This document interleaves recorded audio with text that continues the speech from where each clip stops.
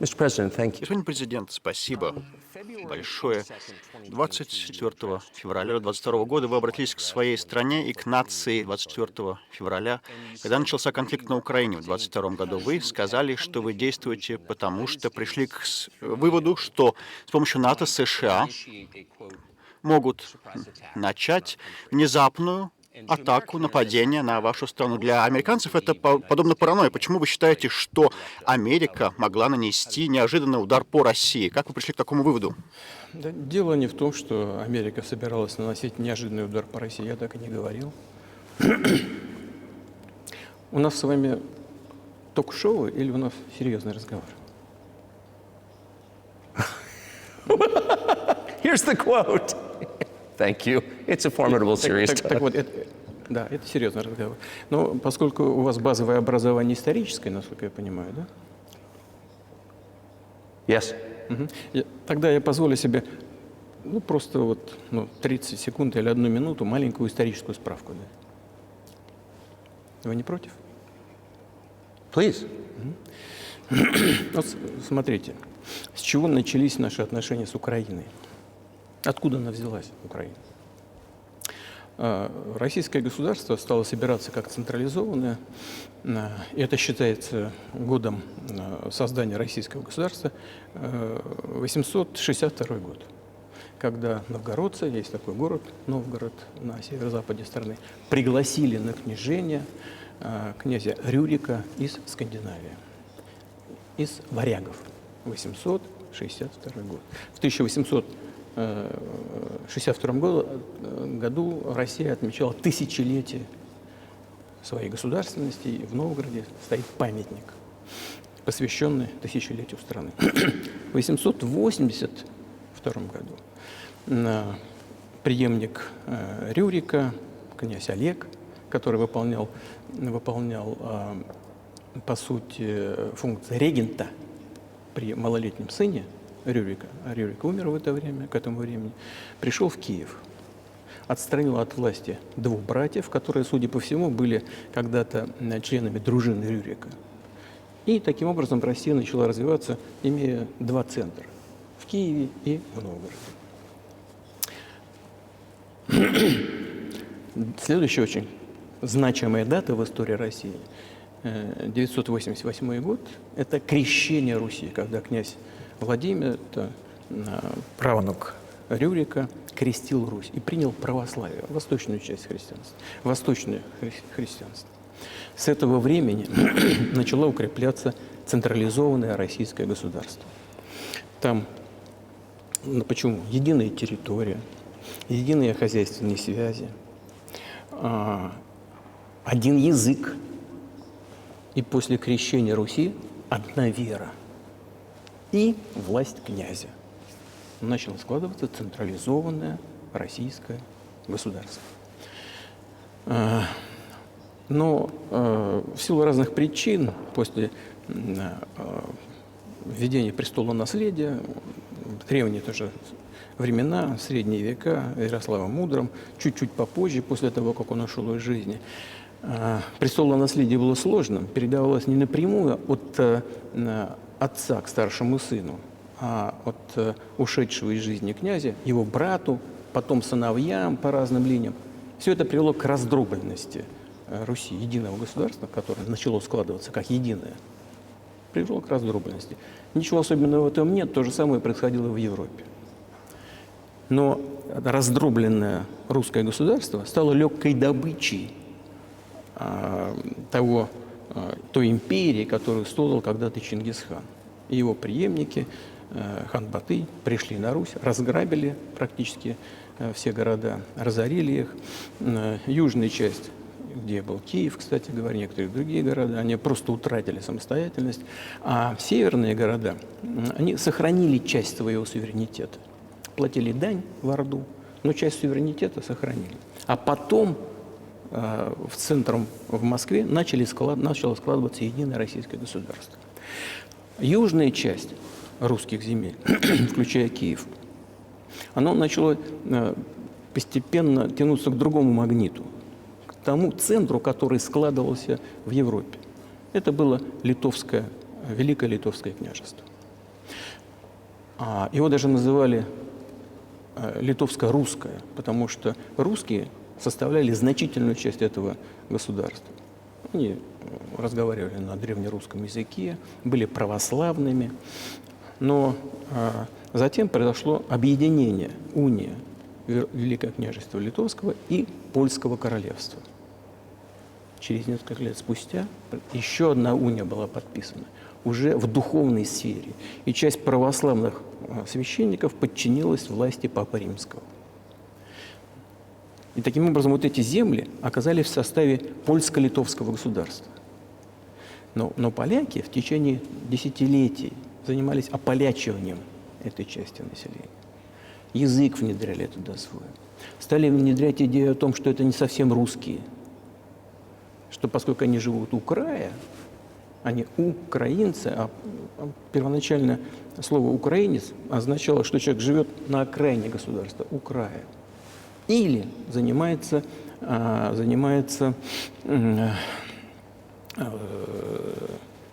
пограничной службой, по сути дела. Это не означало какой-то особой этнической группы. Ну так вот, поляки всячески ополячивали и, в принципе, относились вот к этой части русских земель достаточно жестко, если не сказать жестоко. Все это привело к тому, что эта часть русских земель начала бороться за свои права. И писали письма в Варшаву, требуя соблюдения своих прав, с тем, чтобы сюда присылали, в том числе и в Киев, присылали людей. I beg your pardon, can you tell us what period? Когда это, я уже потерял, когда это было, в какие годы? Это было, the Polish это oppression было of в XIII Ukraine. веке. Это было в XIII-XIV веке. Вот. В XIII веке. Это было в XIII веке. Значит, и я сейчас скажу, что было дальше, и назову даты, чтобы не было путаницы. И в 1654 году, чуть раньше даже, люди, которые контролировали власть вот в этой части русских земель, обращались в Варшаву, повторяю, с требованием, чтобы присылали к ним направление людей русского происхождения и православного вероисповедания. А когда Варшава им, в принципе, ничего не ответила и практически как бы отвергла эти требования, они начали обращаться в Москву, чтобы Москва их забрала себе. Чтобы вы не думали, что я что-то придумал, Дима? Дай-ка. Вот. Я вам отдам вот эти документы. Well, it doesn't sound like you're inventing it. Я не думаю, что вы что-то выдумываете. Нет. Нет, но все-таки это документы из архива, копии, где письма, здесь письма Богдана Хмельницкого, тогда человека, который контролировал власть в этой части русских земель, которую мы сейчас называем Украиной. Он писал в Варшаву с требованием соблюдения их прав, а после того, как получил отказ, начал писать письма в Москву с просьбой взять их под сильную руку московского царя. Есть копии этих документов. Я вам их оставлю на добрую память. Там есть перевод на русский, ну, переведете и потом на английский язык. Россия не соглашалась их принимать сразу, потому что исходила из того, что начнется война с Польшей. Все-таки в 1654 году Земский собор, это был представительный орган власти древнерусского государства, решение было принято, эта часть древнерусских земель вошла в состав Московского царства. И, как и предполагалось, началась война с Польшей. Она шла 13 лет, потом перемирие было заключено, а всего после заключения этого акта 1654 года, через 30, по-моему, 2 года, был заключен мир с Польшей. Вечный мир, как так было сказано. И вот эти земли, все левобережье Днепра, включая Киев, отошла к России. А все правобережье Днепра осталось за Польшей. Затем, во времена Екатерины II, Россия вернула все исторические земли свои, включая юг и запад. Это все продолжалось до революции. Да, а вот перед Первой мировой войной воспользовавшись вот этими идеями украинизации, австрийский генеральный штаб очень активно начал продвигать идею Украины и украинизации. Все понятно для чего. Потому что в преддверии мировой войны, конечно, было стремление ослабить потенциального противника, было стремление создать себе благоприятные условия в приграничной полосе. И эта идея, родившаяся когда-то в Польше, что люди, проживающие на этой территории, не совсем русские, они якобы особая этническая группа, украинцы, начала продвигаться и австрийским генеральным штабом. Возникли и теоретики независимости Украины уже в XIX веке, которые говорили о необходимости независимости Украины, но, правда, все эти столпы украинской независимости говорили о том, что она должна иметь очень хорошие отношения с Россией. Они на этом настаивали. Вот. Но, тем не менее, после революции 1917 года большевики старались восстановить государственность. Развернулась гражданская война, в том числе и с Польшей.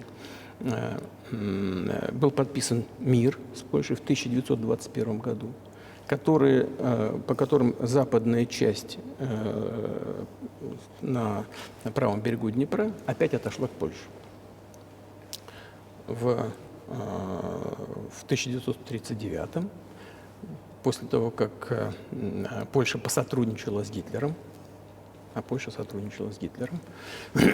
и Гитлер предлагал, все документы у нас в архивах есть, предлагал с Польшей заключить мир, договор о дружбе там, и союзничестве, но требовал, чтобы Польша отдала назад Германии так называемый Данцевский коридор, который связывал основную часть Германии с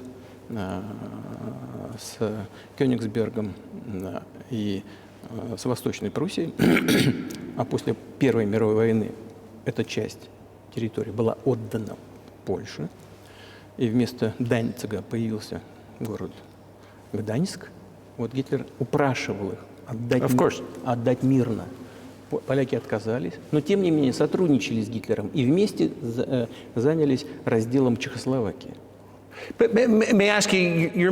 А вы говорите, можно спросить, что части Украины на самом деле являются русскими землями сотни лет. Почему тогда, когда вы стали президентом, вы просто не взяли их 24 года назад? У вас ведь оружие было там, не знаю.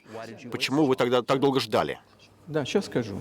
Я же заканчиваю эту историческую справку. Сейчас она скучная, может быть, но она многое объясняет. Она не скучная, нет. Ну, отлично. Тогда мне очень приятно, что вы так это оценили. Спасибо большое. Итак,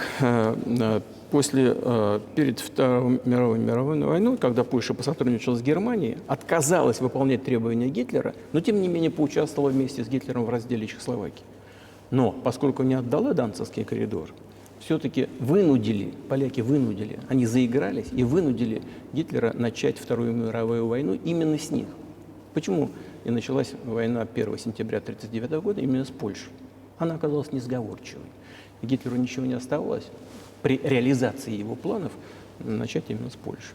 Кстати, Советский Союз вел себя, я читал архивные документы, вел себя очень честно. И Советский Союз просил разрешения Польши провести свои войска на помощь Чехословакии.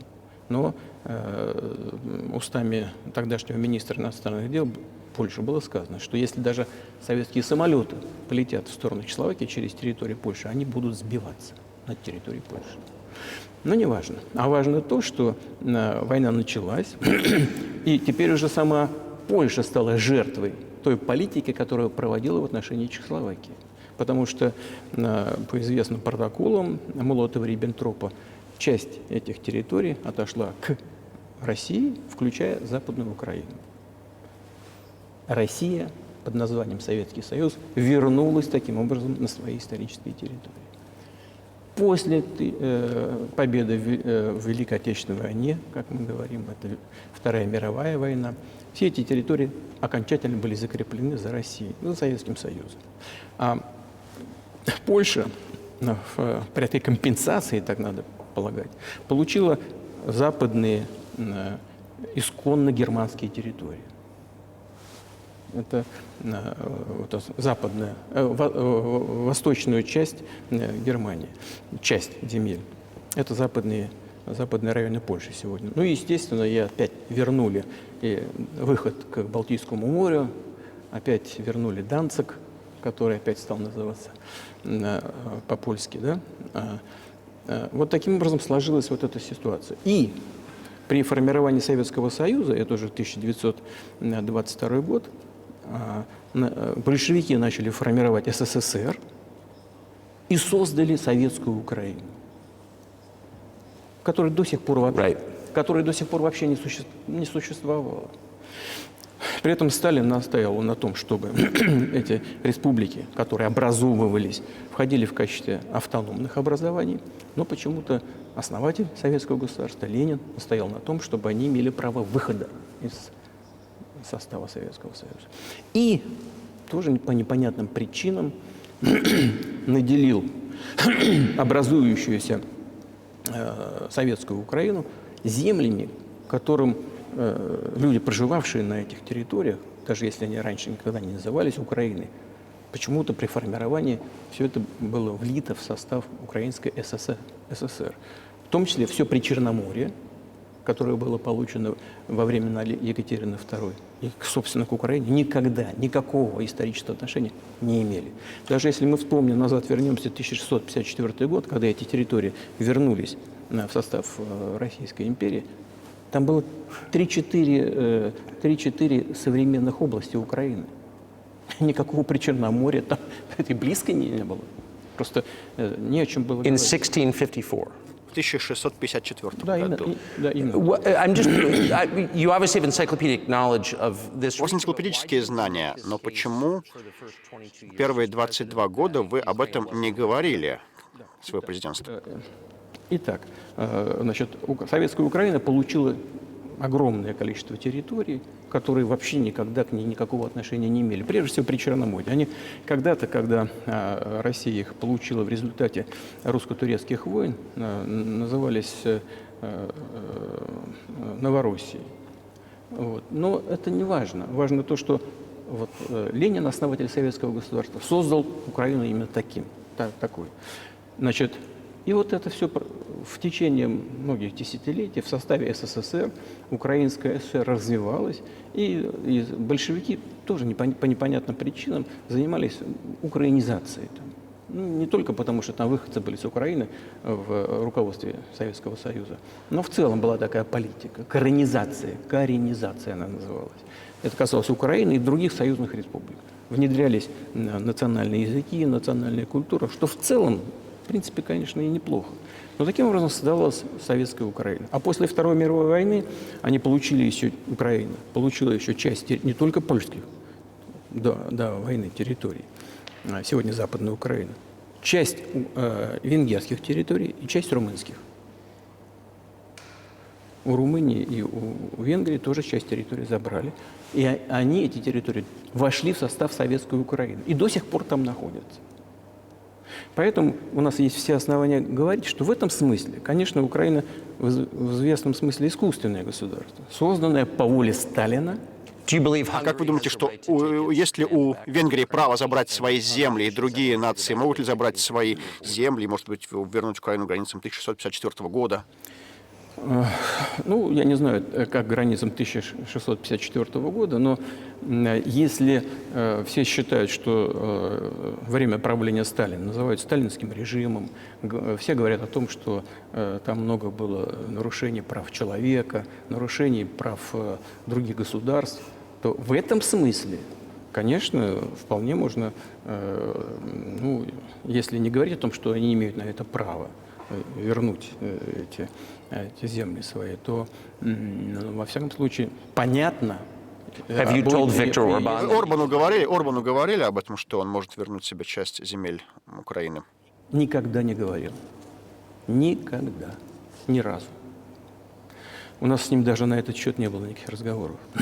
Но мне достоверно известно, что, конечно, венгры, которые там проживают, они, конечно, хотят вернуться на свою историческую родину. Больше того, я сейчас вам расскажу вам очень интересную историю, отвлекусь. Это личная история. Я, значит, где-то в начале 80-х годов на машине из тогдашнего Ленинграда, из Петербурга, поехал просто в путешествие по Советскому Союзу. Через Киев. В Киев заехал, а потом поехал на Западную Украину. Въехал в город Береговое, называется. А там все названия городов, поселков на русском и на непонятном для меня языке на венгерском. На русском и на венгерском. Не на украинском. На русском и на венгерском. Приезжаю в какой-то деревне. Возле домов сидят мужчины в тройках, в черных костюмах тройках и в цилиндрах в черных. Я говорю, это что, артисты какие-то? Мне говорят, нет, это не артисты никакие, это венгры. Я говорю, а что они здесь делают? Как чего? Это их земля, они здесь живут. Все названия. В советское время, 80-е годы. У них сохранился, они сохраняют венгерский язык, названия, все костюмы национальные. Они венгры и чувствуют себя венграми. И, конечно, когда сейчас происходит ущемление... Да, я думаю, что такого много бывает. И скорее всего, многие страны недовольны переменой границ во время изменений в 20 веке и до того. Но дело в том, что вы ничего подобного не заявляли ранее, чем за последние 2 года. И вы говорили о том, что вы чувствовали физическую угрозу со стороны НАТО, в частности, ядерную угрозу, и это побудило вас действовать. Правильно ли я вас понимаю? Я понимаю, что поскольку мои длинные диалоги, они, наверное, не входят в такой вот жанр интервью, поэтому я вначале вас спросил, у нас будет серьезный разговор или шоу? Вы сказали, что серьезный разговор. Так что не обижайтесь на меня, пожалуйста. Ну так вот, мы подошли к тому моменту, когда была создана Советская Украина. Потом 1991 год, развал Советского Союза. И все, что Украина получила в подарок от России, с барского плеча, она утащила с собой. И в целом, вот я подхожу сейчас к очень важному моменту сегодняшнего дня. Ведь этот развал Советского Союза был инициирован, по сути, руководством России.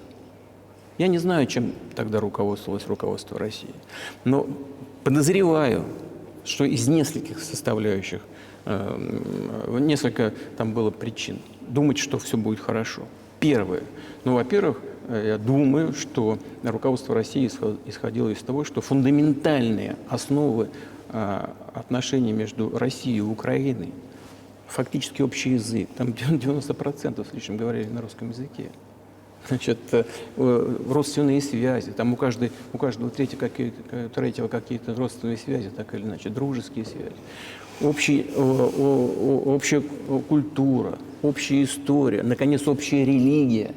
Все это настолько фундаментальные вещи, общее нахождение в рамках единого государства на протяжении столетий. Все это такие фундаментальные вещи. Вот экономика очень сильно взаимосвязана. Значит, все это лежит в основе неизбежности наших добрых отношений. Первое. И второе, очень важное. Я хочу, чтобы вы, как американские гражданины, и чтобы ваши слушатели, зрители об этом тоже услышали. Прежнее российское руководство исходило из того, что Советский Союз прекратил свое существование. Больше никаких разделительных линий идеологического характера не существует. Россия добровольно и инициативно пошла даже на развал Советского Союза. И исходит из того, что это будет понято так называемым, уже в кавычках, цивилизованным Западом, как предложение к сотрудничеству и союзничеству. Вот чего ожидала Россия и от Соединенных Штатов, и от так называемого коллективного Запада в целом. Были умные люди, в том числе и в Германии. Эгон Барр был такой крупный политический деятель социал-демократической партии, который настаивал лично в разговорах с советским руководством перед развалом Советского Союза. Говорил, что нужно создавать новую систему безопасности в Европе.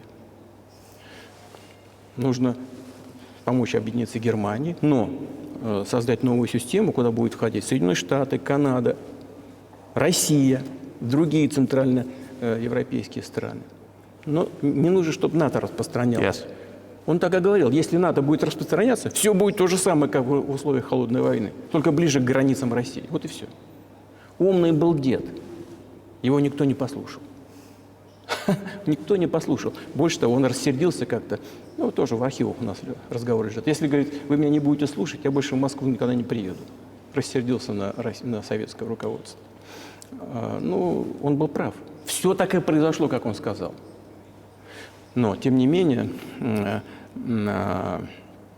Of course, it did come true. Да, And I- конечно, его слова реализовались. Вы многократно об этом говорили. Мне кажется, это абсолютно справедливо. И многие в Штатах также думали, что отношения между Россией и США будут нормальные после развала Советского Союза. Однако произошло обратное. Однако вы никогда не объясняли, почему, как вам кажется, это происходило. Почему это произошло. Да, может быть, Запад боится сильной России, однако Запад не боится сильного Китая. Запад боится сильного Китая больше, чем сильной России, потому что в России 150 миллионов человек, а в Китае 1,5 миллиарда. И экономика Китая развивается семимильными шагами, 5 с лишним процентов в год, было еще больше, но этого для Китая достаточно. И поэтому потенциал, Бисмарк когда-то говорил, главное – это потенциалы. Потенциал Китая колоссальный. Первая экономика в мире сегодня по паритету покупательной способности, по объему экономики. Уже обогнали Соединенные Штаты достаточно давно. И темпы растут. Но сейчас не будем говорить, кто кого боится. Мы не будем, давайте, рассуждать такими категориями. А поговорим о том, что после 1991 года, когда Россия ожидала, что ее возьмут в братскую семью цивилизованных народов, ничего подобного не произошло. Вы же нас обманули. Я когда говорю «вы», не вас лично имею в виду, конечно, а Соединенные Штаты. Обещали, что не будет расширения НАТО на восток. Но это произошло 5 раз, 5 волн расширения. Мы все терпели, все уговаривали, говорили «не надо». Мы же свои теперь, как у нас говорят, буржуинские. У нас рыночная экономика, нет власти коммунистической партии. Давайте будем договариваться. Больше того, я тоже уже говорил об этом публично, сейчас ельцинское время возьмем, был момент, когда серая кошка пробежала. Вот до этого Ельцин ездил в США, помните, выступал в Конгрессе и говорил замечательные слова «God bless America». Да? Он же все это сказал. Это же были сигналы. Пустите нас к себе. Нет, когда начались события в Югославии, сразу до этого Ельцина нахваливали. Как только события в Югославии начались, а когда он поднял голос за сербов, а мы не могли не поднять голоса за сербов в их защиту. Я понимаю, там были сложные процессы. Понимаю. Но Россия не могла не поднять голос за сербов. Потому что сербы – это тоже особая, близкая к нам нация, православная культура и так далее. Такой многострадальный народ в течение поколения. Но не важно, а важно то, что Ельцин высказался в поддержку, что сделали Соединенные Штаты. В нарушение международного права, устава ООН начались бомбардировки Белграда. Соединенные Штаты выпустили этого джина из бутылки. Более того, когда Россия возражала и высказывала свое негодование, что было сказано? Устав ООН и международное право устарели. Сейчас все ссылаются на международное право. Тогда начали говорить, что устарело все. Надо все менять. Действительно, кое-что надо менять, потому что баланс сил изменился. Это правда. Но не таким образом. Но тем не менее. Да, кстати, сразу Ельцина начали обливать грязью, указывать на то, что он алкоголик, ничего не понимает, не смыслит. Все он понимал и все смыслил. Я вас уверяю. Значит, хорошо, я стал президентом в 2000 году. Думал, ладно, все это, югославская тема прошла, но надо попробовать восстановить отношения. Все-таки вот эту открыть дверь, в которую Россия пыталась пройти. И больше того, я же публично говорил об этом, могу повторить. На встрече здесь, в Кремле, с уходящим от власти Биллом Клинтоном, вот здесь вот, рядом, в соседнем помещении. Я ему сказал, задал вопрос. Слушай, Билл, а как ты думаешь, если бы Россия поставила вопрос о вступлении в НАТО, как ты думаешь, это возможно? Вдруг он сказал: ты знаешь, это интересно. Я думаю, что да. А вечером, когда мы с ним встретились, уже на ужин, он говорит: ты знаешь, я разговаривал со своей командой. Не-не, это сейчас это невозможно. Можете спросить у него. Да, я думаю, он наше интервью услышит, подтвердит. Я бы никогда не стал чего подобного говорить, если бы этого не было. Ну ладно, сейчас невозможно. Were you sincere? Вы были искренни тогда? You have joined Вы бы присоединились к НАТО? Послушайте, я задал вопрос, возможно это или нет, Yes. и получил ответ «нет». Если я был неискренним в своем желании выяснить позицию But руководства, if he had said yes, would you have? А если бы он сказал «да», вы бы присоединились к НАТО? если бы он сказал «да», начался бы процесс сближения. И в конечном итоге это могло бы состояться, если бы мы увидели искреннее желание партнеров сделать это. Но этим не закончилось. Ну нет так нет, ладно, хорошо. Давайте будем... Why do you think that is? Just Как вы думаете, почему? Каковы мотивы этого? Я чувствую, что вы испытываете горечь по этому поводу, я понимаю, но почему, как вы думаете, Запад тогда так вас оттолкнул? Откуда эта враждебность? Почему не удалось улучшить отношения? Каковы были мотивы этого, с вашей точки зрения? Вы сказали, что я испытываю горечь от ответа. Нет, это не горечь, это просто констатация факта. Мы же не жених и невеста. Горечь, обида – это не те субстанции, которые в таких случаях имеют место быть. Просто мы поняли, что нас там не ждут. Вот и все. Хорошо, ладно. Но давайте будем выстраивать отношения по-другому. Будем искать точки соприкосновения. Почему мы получили такой негативный ответ? Это вы спросите у своих руководителей. Я же не могу за них. Я могу только догадываться, почему. Слишком большая страна, со своим мнением и так далее. А Соединенные Штаты, я же видел, как решаются вопросы в НАТО. Я еще один из примеров сейчас приведу, касающийся Украины. Руководство США нажало, и все члены НАТО послушно голосуют. Даже если им чего-то не нравится. Сейчас я скажу в этой связи, что происходило с Украиной в 2008 году, хотя это обсуждается уже, здесь ничего нового я вам не скажу. Тем не менее, потом, после этого, мы пытались по-разному выстроить отношения. Например, события были на Ближнем Востоке, в Ираке. Мы очень мягко, спокойно выстраивали отношения со Штатами. И я многократно ставил вопрос о том, чтобы Соединенные Штаты не поддерживали ни сепаратизм, ни терроризм на Северном Кавказе. Но все равно продолжали это делать. И политическая поддержка, информационная поддержка, финансовая поддержка, даже военная поддержка шла со стороны Соединенных Штатов и их сателлитов в отношении террористических формирований на Кавказе. Я однажды со своим коллегой, тоже президентом США, я поднял этот вопрос, он говорит: не может быть. У тебя есть доказательства? Я говорю: да. Я был готов к этой беседе и дал ему это доказательство. Он посмотрел, и знаете, что сказал? Я прошу прощения, да, но так было. Я процитирую. Он говорит: я им надеру жопу. Мы ждали ответа не было. Я говорю директору ФСБ: ты в ЦРУ-то напиши, как результат какой-то есть разговора с президентом. Написал раз, два, а потом получили ответ. У нас лежит ответ в архиве. Из ЦРУ пришел ответ. Мы работали с оппозицией в России, считаем, что это правильно, и будем дальше продолжать работать с оппозицией. Смешно. Ладно, мы поняли, что разговора не будет. Forces in opposition to you. Оппозиция вам. Конечно, имелось в виду в данном случае сепаратисты, террористы, которые воевали с нами на Кавказе. Вот о таком шла речь. Они их называли оппозицией. Это второй момент. Третий момент, очень важный. Очень важный. Это момент создания системы ПРО-США. Начало. И мы долго уговаривали не делать это в Соединенных Штатах. Больше того, после того, как меня пригласили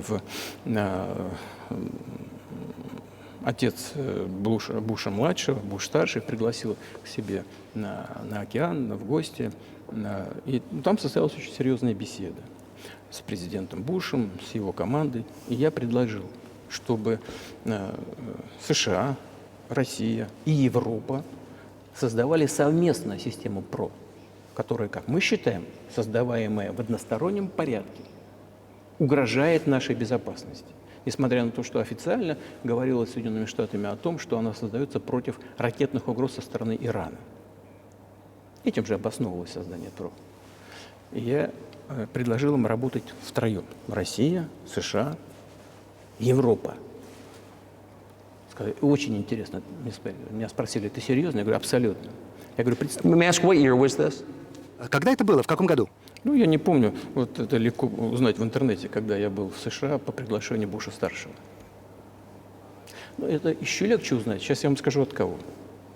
Вот. И мне сказали, это очень интересно. Я говорю, только представьте, если мы вместе будем решать вот такую глобальную, стратегическую задачу в области безопасности. Мир изменится. Наверное, у нас будут споры, наверное, экономические, даже политические. Но мы кардинально поменяем ситуацию в мире. Говорит, да. Меня спросили, ты серьезно? Я говорю, конечно. Нам надо подумать, мне сказали. Я говорю, пожалуйста. Потом сюда, вот в этот кабинет, где мы с вами беседуем, приехал министр обороны Гейтс, бывший директор ЦРУ, и госсекретарь Райс. Вот сюда, вот за этот стол. Вот напротив. Вот вы видите этот стол. Они сели с этой стороны, я и министр иностранных дел, министр обороны России с той стороны. Они мне сказали, да, мы подумали и мы согласны. Я говорю, слава богу, отлично. Но за некоторым исключением. So twice you've described U.S. presidents То есть making вы decisions. дважды описывали, как американские президенты принимали какие-то решения, а потом их команды эти решения пускали под откос. Именно так. Именно так. В конечном итоге нас послали подальше. Я не буду детали рассказывать, потому что считаю это некорректным. Ну, все-таки это был конфиденциальный разговор. Но то, что наше предложение было отклонено, это факт. Тогда, именно тогда, я сказал, послушайте, мы тогда будем вынуждены заниматься ответными мерами. Мы будем создавать такие ударные системы, которые, безусловно, будут преодолевать систему ПРО. Он говорит, ответ был такой. Мы делаем не против вас, а вы делаете, чего хотите. Мы исходим из того, что это не против нас, не против США. Я говорю, хорошо, пошло. И мы создали гиперзвуковые системы. Причем межконтинентальной дальности.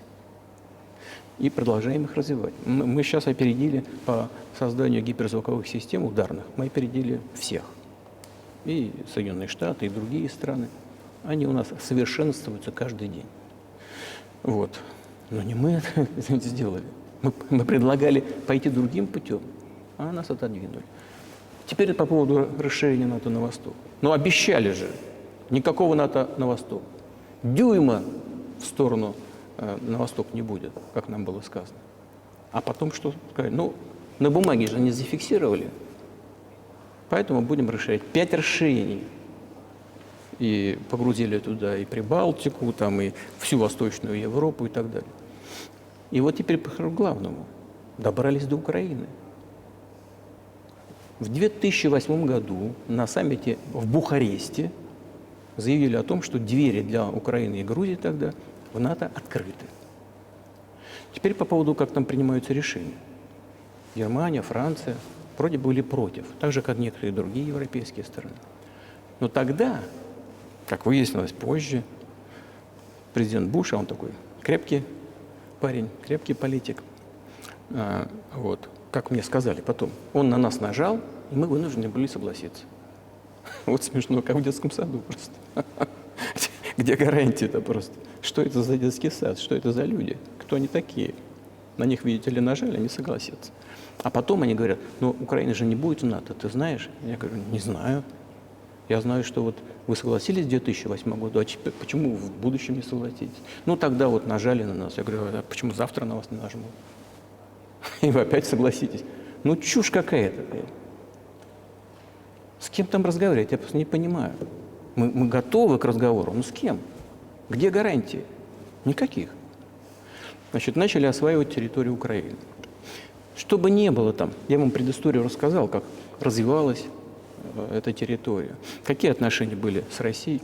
Ну, там у каждого второго, третьего какие-то связи с Россией были всегда. И при выборах уже в независимой, суверенной Украине, которая получила независимость в результате декларации о независимости, а, кстати, там написано, что Украина нейтральное государство, а в 2008 году вдруг перед ней открыли двери или ворота в НАТО. Вот интересное кино. Мы так не договаривались. Так вот, все президенты, которые приходили к власти на Украине, они опирались на электорат, так или иначе хорошо относившийся к России. Это юго-восток Украины. Это большое количество людей. И перебить этот электорат, относившийся позитивно к России, было очень сложно. Значит, к власти пришел Виктор Янукович. Причем как? Первый раз он победил после президента Кучмы. Организовали третий тур, который не предусмотрен в Конституции Украины. Это госпереворот. Представьте себе, у вас кому-то не понравилось в США, ну вот шел спор между... In 2014. В 2014 году. Нет, раньше. Нет, это раньше было. Значит, после президента Кучмы, значит, победил на выборах Янукович, Виктор Янукович. Но его оппоненты не признали этой победы. США поддержали оппозицию и назначили третий тур. Это что такое? Это государственный переворот. США поддержали его. И к власти пришел в результате третьего тура. Представьте, что в США кому-то что-то не понравилось, организовали третий тур, который не предусмотрен в Конституции США. Но, тем не менее, там это сделали. Ладно, пришел к власти Виктор Ющенко, который считался прозападным политиком. Хорошо, но мы и с ним наладили отношения. Он ездил в Москву с визитами, мы ездили в Киев, и я ездил. Встречались в неформальной обстановке. Ну, западные так западные, пускай. Пускай люди работают, считают. Пускай ситуация должна внутри развиваться в самой Украине, независимо. Значит, после того, как он поруководил страной, ситуация ухудшилась, и к власти все-таки пришел Виктор Янукович. Может быть, он был не самым лучшим президентом и политиком, я не знаю, не хочу давать оценок. Но встал вопрос об ассоциации с Евросоюзом. Но мы к этому всегда относились очень лояльно. Ну, пожалуйста. Но когда прочитали этот договор об ассоциации, выяснилось, что для нас это проблема, потому что у нас с Украиной зона свободной торговли, открытые таможенные границы, а Украина должна была по этой ассоциации открыть свои границы перед Европой. И потоком все на наш рынок. Сказали, нет, ну, тогда так не получится, мы закроем тогда свои границы с Украиной, таможенные границы. Янукович начал считать, сколько Украина выиграет, сколько потеряет. И объявил своим контрагентам в Европе: я должен еще подумать перед тем, как подписать. Как только он сказал, начались деструктивные действия оппозиции, поддержанные Западом, и все дошло до Майдана. И до госпереворота на Украине. So he did more trade with Russia than with the EU. Ukraine did. Ну, конечно. Конечно. Yeah. Но даже дело не в объемах торговли, хотя больше. Дело в кооперационных связях, на которых стояла вся украинская экономика. Кооперационные связи между предприятиями были очень плотными со времен Советского Союза. Там одно предприятие производило компоненты для конечной сборки. И в России, и в Украине, и наоборот. Очень тесные связи были. Вот. Совершили госпереворот. Хотя нам из Соединенных Штатов, не буду сейчас говорить в деталях, которые считают некорректным, но все-таки было сказано: вы там Януковича успокоите, а мы успокоим оппозицию. Пускай все идет по пути политического регулирования. Мы сказали: хорошо, согласны, давайте так и сделаем. Янукович не применил, как просили нас американцы, ни вооруженных сил, ни полиции, а вооруженная оппозиция в Киеве провела госпереворот. Как это понимать? Вы кто такие вообще? Хотелось мне спросить тогдашнее руководство Соединенных Штатов. With the backing of whom? При поддержке ЦРУ, конечно. Организации, в которой, как я понимаю, вы когда-то хотели работать. Может быть, слава богу, что вас не взяли. Хотя это серьезная организация. Я понимаю. Мои бывшие коллеги. В том смысле, что я работал в первом главном управлении, это разведка Советского Союза. Они были нашими оппонентами всегда. Ну, работа есть работа.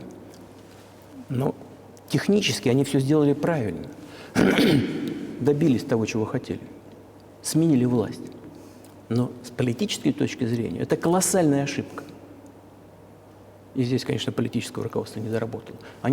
Политическое руководство должно было видеть, к чему это приведет. Итак, в 2008 году открыли двери Украине в НАТО. В 2014 году провели госпереворот. При этом тех, кто не признал госпереворот, а это госпереворот, начали преследовать. Создали угрозу для Крыма, который мы были вынуждены взять под свою защиту. Начали войну в Донбассе с 2014 года, применяя авиацию и артиллерию против мирных граждан. Ведь с этого все началось. Ведь же видеозапись, когда самолет наносит удар по Донецку сверху. Предприняли одну крупномасштабную войсковую операцию, еще одну, потерпели неудачу, еще готовились. И все еще на фоне освоения, военного освоения этой территории и открытия дверей в НАТО. Ну как же нам не проявлять обеспокоенность тем, что происходит? С нашей стороны это было бы преступная беспечность. Вот что это было бы такое. Просто политическое руководство Штатов подогналось к черте, за которую мы уже не могли переступить. Потому что это разрушало саму Россию. И потом мы не могли бросить наших единоверцев и по сути, часть русского народа под эту военную машину. То есть это было за 8 лет до начала конфликта. А что спровоцировало конфликт этот? И когда вы решили, что вам нужно все-таки сделать этот шаг? Ну, спровоцировал конфликт изначально. Спровоцировал конфликт госпереворот на Украине. Кстати говоря, приехали представители 3 европейских стран, Германии, Польши и Франции, и были гарантами подписанного договора между правительством Януковича, и оппозицией. Подписи свои поставили как гаранты. Несмотря на это, оппозиция совершила госпереворот, и все эти страны сделали вид, что они ничего не помнят о том, что они гаранты мирного урегулирования. В печку сразу бросили это. Никто не вспоминает. Я не знаю, знают ли что-то в США про этот договор между оппозицией и властью. И про гарантов, 3 гарантов, которые вместо того, чтобы вернуть весь этот процесс на политическое поле, нет, поддержали госпереворот. Хотя смысла в этом не было. Никакого, поверьте мне. Потому что президент Янукович совсем согласился. Был готов на досрочные выборы, на которых у него не было шансов победить, если сказать по-честному. Не было шансов. Все это знали. Зачем госпереворот? Зачем жертва? Зачем угрозы для Крыма? Зачем начало потом операции на Донбассе? Вообще, вот этого я не понимаю. Вот в этом и просчет. ЦРУ довело свое дело при реализации госпереворота. А, по-моему, один из замов госсекретаря сказал, что даже истратили на эту большую сумму чуть ли не 5 миллиардов. Но политическая ошибка колоссальная. Зачем это надо было делать? Все можно было сделать на самом деле то же самое, только легальным путем. Без всяких жертв, без начала военных операций и без утраты Крыма. И мы бы пальцем не пошевелили, если бы не было вот этих кровавых событий на Майдане.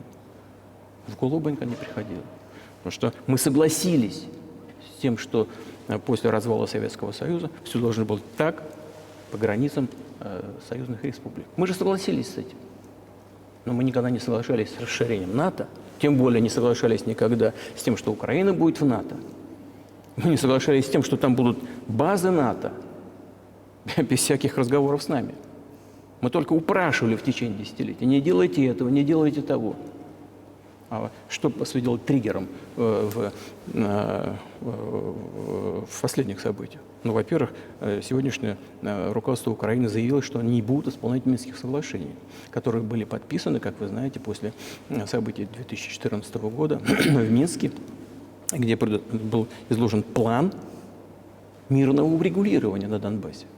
Нет, руководство сегодняшней Украины, министр иностранных дел, там все остальные официальные лица, а потом сам президент заявили о том, что им ничего не нравится в этих Минских соглашениях. Иными словами, исполнять не собираются. А бывшие руководители Германии, Франции прямо сказали, что подписывали, уже в наши дни, там, год-полтора назад, прямо сказали, честно, на весь мир, что да, они подписывали это соглашение Минское, но выполнять никогда не собирались. Нас просто водили за нос. Was there anyone for you to talk to? Did you call a U.S. Вы president? говорили с госсекретарем, с президентом, кто-то, может быть, они боялись с вами разговаривать, и говорили вы им, что если они будут продолжать накачивать Украину оружием, то вы будете действовать? Мы постоянно об этом говорили. Мы постоянно об этом говорили.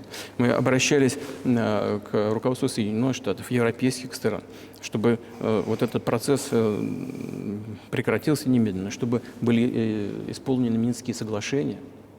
Откровенно говоря, я не знал, как мы это сделаем, но я был готов исполнять. Они сложные для Украины. Там очень много элементов как бы независимости для Донбасса, для этих территорий было предусмотрено. Ну, это правда.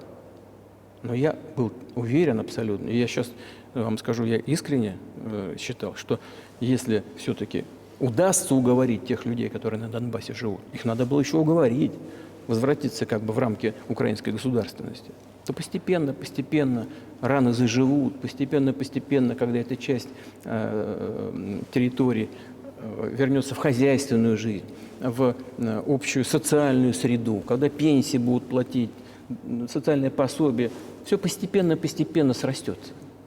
Нет, никто этого не хотел.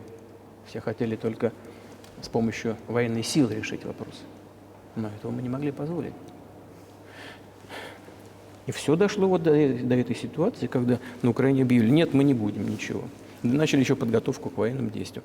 Войну начали они в 2014 году. Наша цель – прекратить эту войну.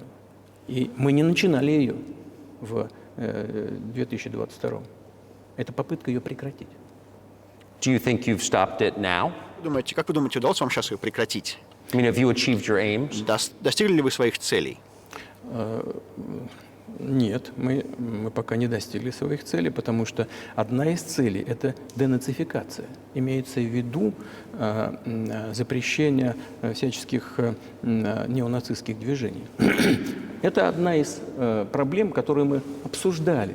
И в ходе переговорного процесса, который завершился в Стамбуле в прошлом году в начале, но не по нашей инициативе завершился, потому что нам, европейцы, в частности, говорили, нужно обязательно создать условия для окончательного подписания документов.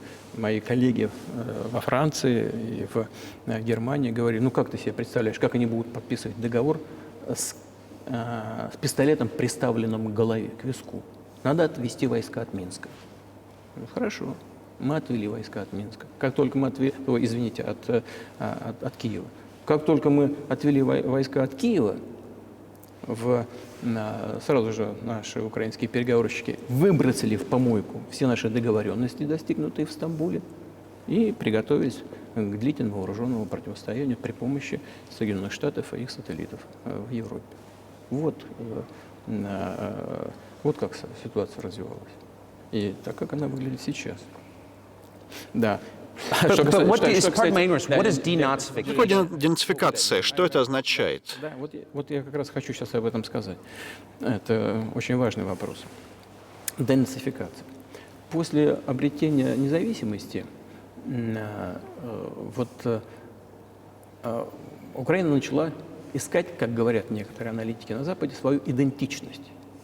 И ничего лучше не придумала, как поставить во главу угла этой идентичности таких ложных героев, которые сотрудничали с Гитлером. Я уже говорил, что в начале XIX века, когда появились теоретики независимости и суверенитета Украины, они исходили из того, что Украина, независимая, должна иметь очень добрые и хорошие отношения с Россией.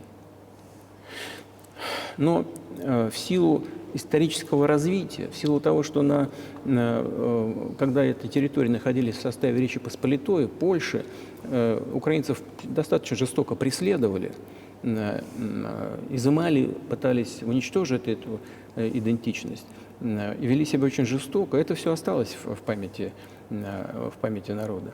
И когда началась Вторая мировая война, часть этой крайне националистической, ну так скажем, националистически настроенной элиты, она начала сотрудничать с Гитлером, полагая, что Гитлер принесет им свободу. И немецкие войска, даже войска СС, они самую грязную работу по уничтожению польского населения, еврейского населения отдавали как раз вот коллаборационистам, которые с Гитлером сотрудничали. Вот отсюда вот эта жестокая резня польского, еврейского населения, ну и русского тоже. Во главе стояли лица, которые хорошо известны: Бандера, Шушкевич. Вот именно этих людей сделали национальными героями. Вот в чем проблема. И нам все время говорят, ну, национализм и неонацизм есть и в других странах. Да, ростки есть, но мы же их давим. И в других странах их давят. А на Украине нет. На Украине из них сделали национальных героев. Им памятники возводят. Они на флагах, их имена кричат толпы, которые ходят с факелами, как в нацистской Германии. Это люди, которые уничтожали поляков, евреев и русских. Надо эту практику и теорию прекратить. Значит, конечно, любая нация, она выросла, считает там часть людей. Вот я говорю, что это часть общего русского народа. Они говорят, нет, мы отдельный народ. Ладно, хорошо, если кто-то считает себя отдельным народом, имеет на это право, но не на основе нацизма. Правильно? Нацистской идеологии. Вот смотрите, президент Франции, президент... Would you be satisfied with the Вы territory будете you have удовлетворены той территорией, которая у вас есть уже сейчас? Нет, сейчас закончим. Вы же задали вопрос по неонацизму и денацификации. Вот приехал президент Украины в Канаду. Это хорошо известно, но замалчивается на Западе. И представили в канадском парламенте человека, который, как сказал спикер парламента, воевал во время Второй мировой войны против русских. Ну кто во время Второй мировой войны воевал против русских? Гитлер и его приспешники. Выяснилось, что этот человек служил в войсках СС. Он лично убивал и русских, и поляков, и евреев. Войска СС, сформированные из националистов украинских, они занимались этой грязной работой. Президент Украины встал вместе со всем парламентом Канады и рукоплескал этому человеку. Как это можно себе представить? Сам, кстати говоря, президент Украины еврей по национальности. Really, my question is, what do you do about А it? что вы будете с этим делать? То есть Гитлера уже 80 лет нет в живых, нацистской Германии больше не существует. По правде. Это правда, да. Я думаю, что вы говорите, что вы хотите потушить этот пожар и украинского национализма. Как это сделать? Вот послушайте меня. Ваш вопрос очень тонкий. И можно я скажу, как я думаю? Да? Не будете обижаться? Of course. Он, казалось бы, тонкий, он очень противный, этот вопрос. Вы говорите, Гитлера нет уже столько лет, да, 80 лет. Значит, но дело его живет. Люди, которые уничтожали евреев, русских и поляков, живы. И президент, действующий президент сегодняшняя Украина аплодирует ему в канадском парламенте, аплодирует, стоя. Разве мы можем сказать, что мы целиком выкорчевали эту идеологию, если то, что мы видим, происходит сегодня? Вот что такое денацификация в нашем понимании. Надо избавиться от тех людей, которые эту теорию, практику оставляют в жизни и стараются ее сохранить. Вот что такое денацификация. Вот что мы под этим понимаем. Right. My question is a little more specific. Хорошо. Я, конечно, не защищаю нацизм или неонацизм, но мой вопрос в практическом плане. Вы не контролируете всю страну, и не кажется, будто вы хотите всю ее контролируете. Но каким образом вы сможете тогда выкорчевать идеологию, культуру, какие-то чувства, историю в стране, которые вы не контролируете? Каким образом этого достигнуть? А вы знаете, как вам не покажется странным, в ходе переговоров в Стамбуле мы все-таки договорились о том, что там есть это все в письменном виде, что на Украине не будет культивироваться неонацизм. В том числе и будет запрещено на законодательном уровне. Господин Карсон, мы договорились об этом. Это, оказывается, можно сделать в ходе переговорного процесса. И здесь нет ничего унизительного для Украины, как для современного цивилизованного государства. Разве какому-то государству позволено пропагандировать нацизм? Ведь нет, правда? Вот и все. Will there be talks and Будут ли переговоры? И почему до сих пор таких переговоров относительно урегулирования конфликта на Украине не было? Мирных переговоров. Они дошли до очень высокой стадии согласования позиций, сложного процесса, но все-таки они были практически завершены. Но после того, как мы отвели войска от Киева, я уже сказал, другая сторона, именно в Украине, выбросила все эти договоренности и приняла под козырек указания западных стран, европейских, Соединенных Штатов, воевать с Россией до победного конца. Значит, и больше того, президент Украины законодательно запретил вести переговоры с Россией. Он подписал декрет, запрещающий всем вести переговоры с Россией. Ну, как мы будем вести переговоры, если он сам себе запретил и всем запретил? Мы знаем, что он выдвигает какие-то идеи значит, по поводу этого регулирования, но для того, чтобы о чем-то договариваться, нужно вести диалог. Не так ли? well, but you wouldn't be speaking to the Ukrainian president. Да, но вы не будете говорить с украинским президентом, вы будете говорить с американским президентом. Когда вы в последний раз разговаривали с Джо Байденом? Ну, я уже не помню, когда я с ним разговаривал. Не помню, можно посмотреть там. You don't remember? Вы не помните? Нет, а что, я должен все помнить, что ли? У меня своих дел полно. У нас есть внутриполитические Well, дела. he's funding the war that you're. Да, но он финансирует войну, которую вы ведете. Ну да, он финансирует. Но когда я с ним разговаривал, это было до начала специальной военной операции, естественно. И я, кстати, ему тогда говорил, я не буду в детали даваться, я никогда этого не делаю, но я ему тогда сказал, я считаю, что вы совершаете огромную ошибку исторического масштаба, поддерживая все, что там происходит на Украине, отталкивая Россию. И я ему сказал, говорил неоднократно, кстати говоря. Здесь, я думаю, что это будет корректно, на этом я ограничусь. А что он сказал? Можно, вы у него спросите, пожалуйста. У него, вам легко, вы гражданин Соединенных Штатов, поезжайте и спросите. Мне некорректно комментировать наши разговоры. But you haven't spoken to him since. Но с тех пор вы с ним не разговаривали после февраля 22 года? Нет, мы не разговаривали. Но у нас есть определенные контакты по различным. Кстати говоря, вот помните, я вам рассказывал про мое предложение вместе работать по системе противоракетной обороны. Yes. Да. Вот можно спросить у всех, они же все, слава богу, живы, здоровы. И, значит, и бывший президент, и Кондолиза жива-здорова, и, по-моему, господин Гейтс, и сегодняшний директор Центрального разведуправления господин Бернс, он тогда был послом в России, по-моему, он был очень успешным послом. Они все свидетели этих разговоров. Спросите у них. То же самое и здесь, если вам интересно, что ответил мне господин значит, президент Байден, ну, спросите у него. Ну, во всяком случае, мы с ним говорили. I'm definitely interested, but Я прекрасно это понимаю, но со стороны для внешнего наблюдателя может показаться, что все это может выродиться в такую ситуацию, когда весь мир окажется на краю войны. Может быть, даже будут ядерные удары нанесены. Почему вы не позвоните Байдену и не скажете, давайте как-то решим этот вопрос? А что решать-то? Все очень просто.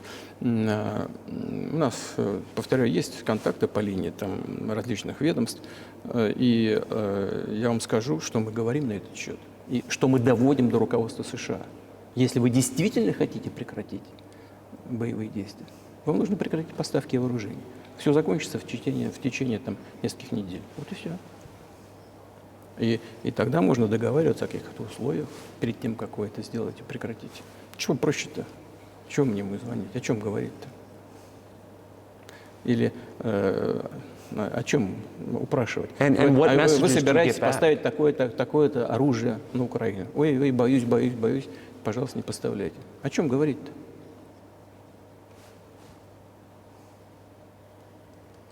do you think NATO is Как worried? вы считаете, обеспокоена ли НАТО тем, что это может все перерасти в глобальную войну или даже в ядерный конфликт? Во всяком случае, они говорят об этом, и они стараются запугать свое население мнимой российской угрозой. Это очевидный факт. И думающие люди, ну не обыватели, а думающие люди, аналитики, те, кто занимается реальной политикой, ну просто умные люди, прекрасно понимают, что это фейк. Раздувается российская угроза. The threat I think you're referring to is a Russian invasion. Вы имеете в виду угрозу российского вторжения, например, в Польшу или в Латвию? Вы можете представить сценарий, когда вы направите российские войска в Польшу? Только в одном случае, если со стороны Польши будет нападение на Россию.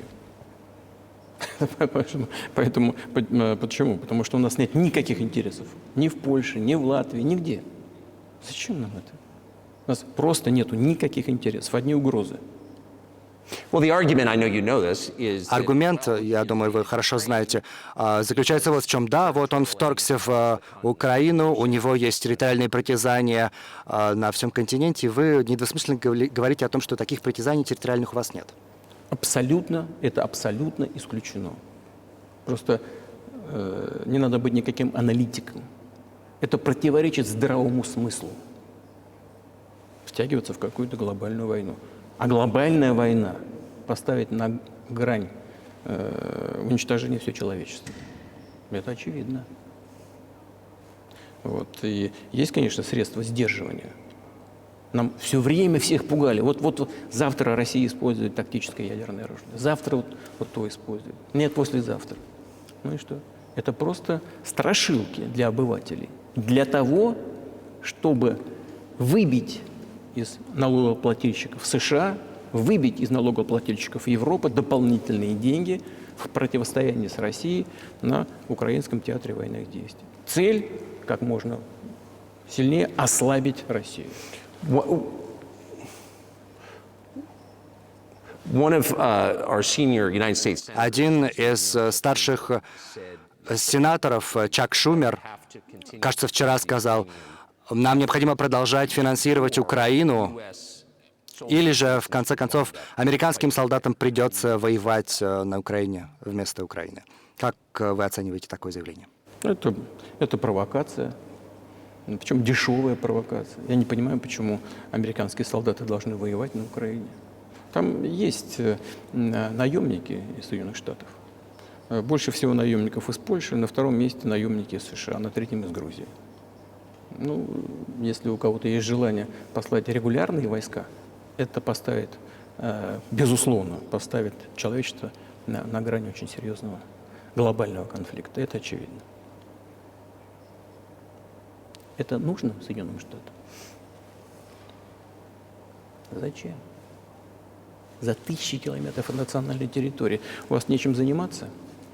У вас проблемы на границе полно, проблемы с миграцией, проблемы с внешним, с государственным долгом 33 с лишним триллиона долларов. Нечем заниматься, нужно воевать на Украине. А не лучше ли договориться с Россией?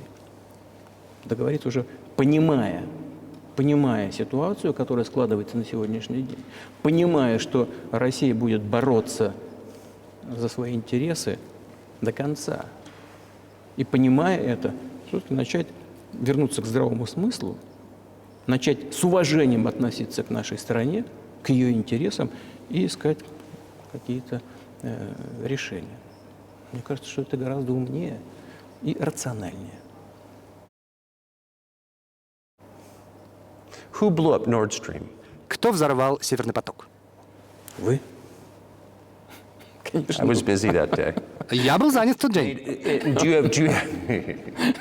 I did not blow up То есть у Nord вас- Stream. Я не взрывал Северный поток. У вас лично, может быть, есть алиби, у вас лично, но у CIA такого алиби нет. Do you have evidence that NATO or the CIA did У it? вас есть свидетельство того, что НАТО или же ЦРУ сделали это?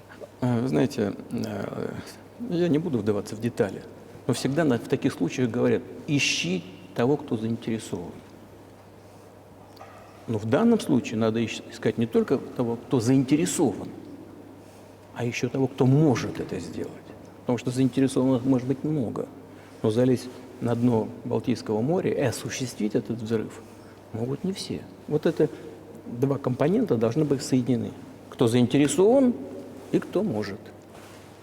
But I'm confused. I mean, that's the biggest act of industrial Но terrorism. я не совсем понимаю, это крупнейший акт промышленного терроризма за всю историю, и более того, крупнейший выброс СО2 в атмосферу. Но с учетом того, что у вас есть свидетельства и у ваших спецслужб, почему вы не представите такие свидетельства и не победите в этой войне пропаганды? В войне пропаганды очень сложно победить Соединенные Штаты, потому что Соединенные Штаты контролируют все мировые СМИ. И очень многие европейские, конечным бенефициаром крупнейших европейских СМИ являются американские фонды. Вам это неизвестно? Поэтому втягиваться в эту работу можно, но это, что называется, себе дороже. Мы можем, just a moment, мы можем просто засветить свои источники информации, а результата не добьемся. Всему миру и так ясно, что произошло. И даже американские аналитики прямо об этом говорят. Правда? Yes, Да, here's a question. но вот вопрос. Вы работали в Германии, об этом хорошо известно.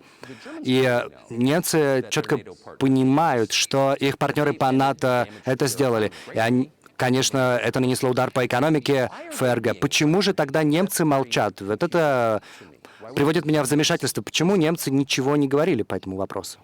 Ну, меня это тоже удивляет. Меня тоже удивляет. Но сегодняшнее немецкое руководство не руководствуется национальными интересами, а руководствуется интересами коллективного Запада. Иначе трудно объяснить логику их действий или бездействия. Ведь дело не только в Северном потоке-2, который взорвали, в Северном потоке-1, который взорвали. Северный поток-2 повредили, но одна труба жива-здорова, и по ней можно подавать газ в Европу. Но Германия же не открывает его. Мы готовы, пожалуйста. Есть еще один маршрут через Польшу, Ямал-Европа называется. Там тоже большой поток можно осуществлять.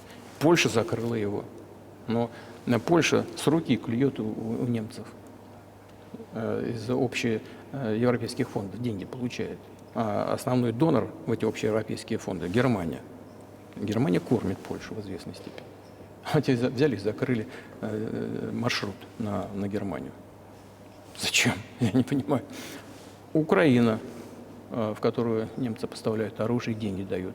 Второй спонсор после Соединенных Штатов по объему финансовой помощи Украине – это Германия. Через территорию Украины 2 маршрута газовых проходят. Они взяли один маршрут и закрыли просто. Украинцы, откройте второй маршрут, и, пожалуйста, получайте газ из России. Они же не открывают. Почему немцам не сказать? Слушайте, ребята, мы вам и деньги даем, и оружие. Вентиль отвинтите, пожалуйста. пропустите из России газ для нас. Мы втридорого покупаем сжиженный газ в Европе. Это роняет уровень на нашей конкурентоспособности экономики в целом до нуля. Вы хотите, чтобы мы деньги вам давали? Ну дайте нам нормально существовать, заработать в нашей экономике. Мы же вам деньги оттуда даем. Нет, не делают этого. Почему? Спросите у них. Вот что здесь, что в голове у них одно и то же. Там, потом, знаете, люди очень некомпетентны. Well, maybe the world is breaking into Может быть, мир сейчас разделяется на два полушария. Одно полушарие с дешевой энергией, другое нет. Я хочу задать вопрос по этому вопросу. Да, сейчас многополярный мир. Вы можете описать альянсы, блоки, кто на чьей стороне, как вы считаете? Послушайте, вы сказали, мир разделяется на два полушария. Голова разделяется на два полушария. Одно отвечает за одну сферу деятельности, другая более креативная там, и так далее. Но это все-таки одна голова. Нужно, чтобы и мир был единым, чтобы безопасность была общей, а не рассчитанной на этот золотой миллиард. И тогда, только в этом случае, мир будет стабильным, устойчивым и прогнозируемым. А до тех, пока голова разделена на две части, это болезнь. Это тяжелая болезнь, тяжелое заболевание. Вот мир проходит через этот период тяжелого заболевания. Но мне кажется, что благодаря, в том числе, честной журналистике, они как врачи работают. Может быть, удастся как-то это все соединить. Well, let's just give one Приведу один пример. Американский доллар объединил весь мир во многом. И как вы считаете, исчезнет ли доллар как резервная валюта? Каким образом санкции изменили место доллара в мире? Вы знаете, это одна из грубейших стратегических ошибок политического руководства Соединенных Штатов. Использование доллара в качестве инструмента внешнеполитической борьбы. Доллар – это основа основ могущества США. Я думаю, что все это прекрасно понимают. Сколько ни напечатай долларов, они по всему миру разлетаются. Инфляция в США минимальная, сколько там, по-моему, 3% примерно, 3,4 что ли. Вот. Приемлемо для США абсолютно. Вот. А печатают-то бесконечно. Конечно. О чем говорит долг. 33 триллиона. Это же эмиссия. Тем не менее, это главное оружие сохранения могущества США в мире. Как только политическое руководство приняло решение использовать доллар в качестве инструмента политической борьбы, они нанесли удар по этому американскому могуществу. Я не хочу употреблять каких-то нелитературных выражений, но это глупость и огромная ошибка. Вот смотрите, что происходит в мире. Даже среди союзников США сокращаются запасы в долларах сейчас. Все смотрят на то, что происходит, и начинают искать возможность себя обезопасить. Но если в отношении некоторых стран США применяют такие ограничительные меры, как ограничение расчетов, замораживание авуаров и так далее, это огромная тревога и сигнал для всего мира. Вот что у нас происходило? У нас примерно 80% до 2022 года в России, 80% расчетов во внешней торговле России были в долларах и в евро. При этом долларов было примерно 50% в наших расчетах с третьими странами. Значит, а сейчас, по-моему, осталось только 13%. Но не мы же запретили использование доллара. Мы к этому не стремились. США приняли решение ограничить наши расчеты в долларах. Я считаю, это полная дурь, понимаете? С точки зрения интересов самих Соединенных Штатов, налогоплательщиков Соединенных Штатов, потому что это наносит удар по экономике США, подрывает мощь Соединенных Штатов в мире. Теперь у нас значит, расчеты расчеты в юанях были, кстати, 3% примерно. Сейчас 34% мы рассчитываемся в рублях, и примерно столько же, 34% с небольшим в юанях. Зачем Соединенные Штаты это сделали? Я могу только объяснить самонадеянностью. Думали, наверное, что все рухнет. А ничего не рухнуло. Больше того, смотрите, другие страны, в том числе нефтепроизводящие страны, начинают говорить, и делают уже, рассчитываться за продажу нефти в юанях. Но вы понимаете, что это такое происходит или нет? Кто-то понимает это в тех же Соединенных Штатах? Что вы делаете? Сами себе обрезаете то, что всегда у всех экспертов, вы спросите любого умного и думающего человека, в Штатах. Что такое доллар для США? Сами его убиваете. Я думаю, что это действительно справедливая оценка. Следующий вопрос. Может быть, вы обменяли одну колониальную державу на другую, но более такую щадящую. Но, может быть, БРИКС сегодня в опасности того, что более добрая колониальная держава, Китай, будет там доминировать. Это как хорошо ли для суверенитета? Как вы думаете, вас беспокоит это? Эти страшилки нам хорошо известны. Это страшилка. Мы с Китаем соседи. Соседей, так же как и близких родственников, не выбирают. У нас с ними общая граница 1000 километров. Это первое. Второе, мы привыкли к совместному существованию на протяжении веков. В-третьих, внешнеполитическая философия Китая, она не агрессивная. Она всегда ищет, внешнеполитическая мысль Китая, всегда ищет компромисс. И мы это видим. У нас это вот следующий пункт такой, нам все время говорят, и вы сейчас попытаетесь эту страшилку изложить в такой мягкой форме, но тем не менее, это та же самая страшилка. Вот объем сотрудничества с Китаем растет. Темпы роста сотрудничества Китая с Европой больше и выше, чем темпы роста сотрудничества с Китаем и Российской Федерацией. Спросите у европейцев, они не боятся? Может быть, и боятся, не знаю. Но на рынок Китая стараются попасть, во что бы это ни стало. Особенно, когда у них сейчас они сталкиваются с проблемами в экономике. И китайские предприятия осваивают европейский рынок. А что, разве мало присутствует китайский бизнес в США? Да, политические решения таковы, что они пытаются ограничить сотрудничество с Китаем. Господин Такер, себе во вред. Вы делаете это себе во вред. Ограничивая сотрудничество с Китаем, вы наносите себе ущерб. Это тонкая сфера. И простых линейных решений здесь нет.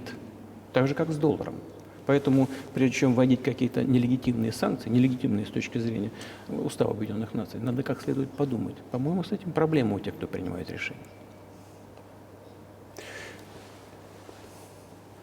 Вы минуту назад сказали, что сегодня мир будет намного лучше, если там не будет двух конкурирующих союзов, альянсов, которые друг с другом конкурируют. Но, может быть, сегодняшняя американская администрация, как вы говорите, как вы считаете, настроена против вас. Может быть, следующая администрация в США, правительство после Джо Байдена, захочет наладить с вами связи, и вы с ними захотите наладить связи. Или это не играет роли?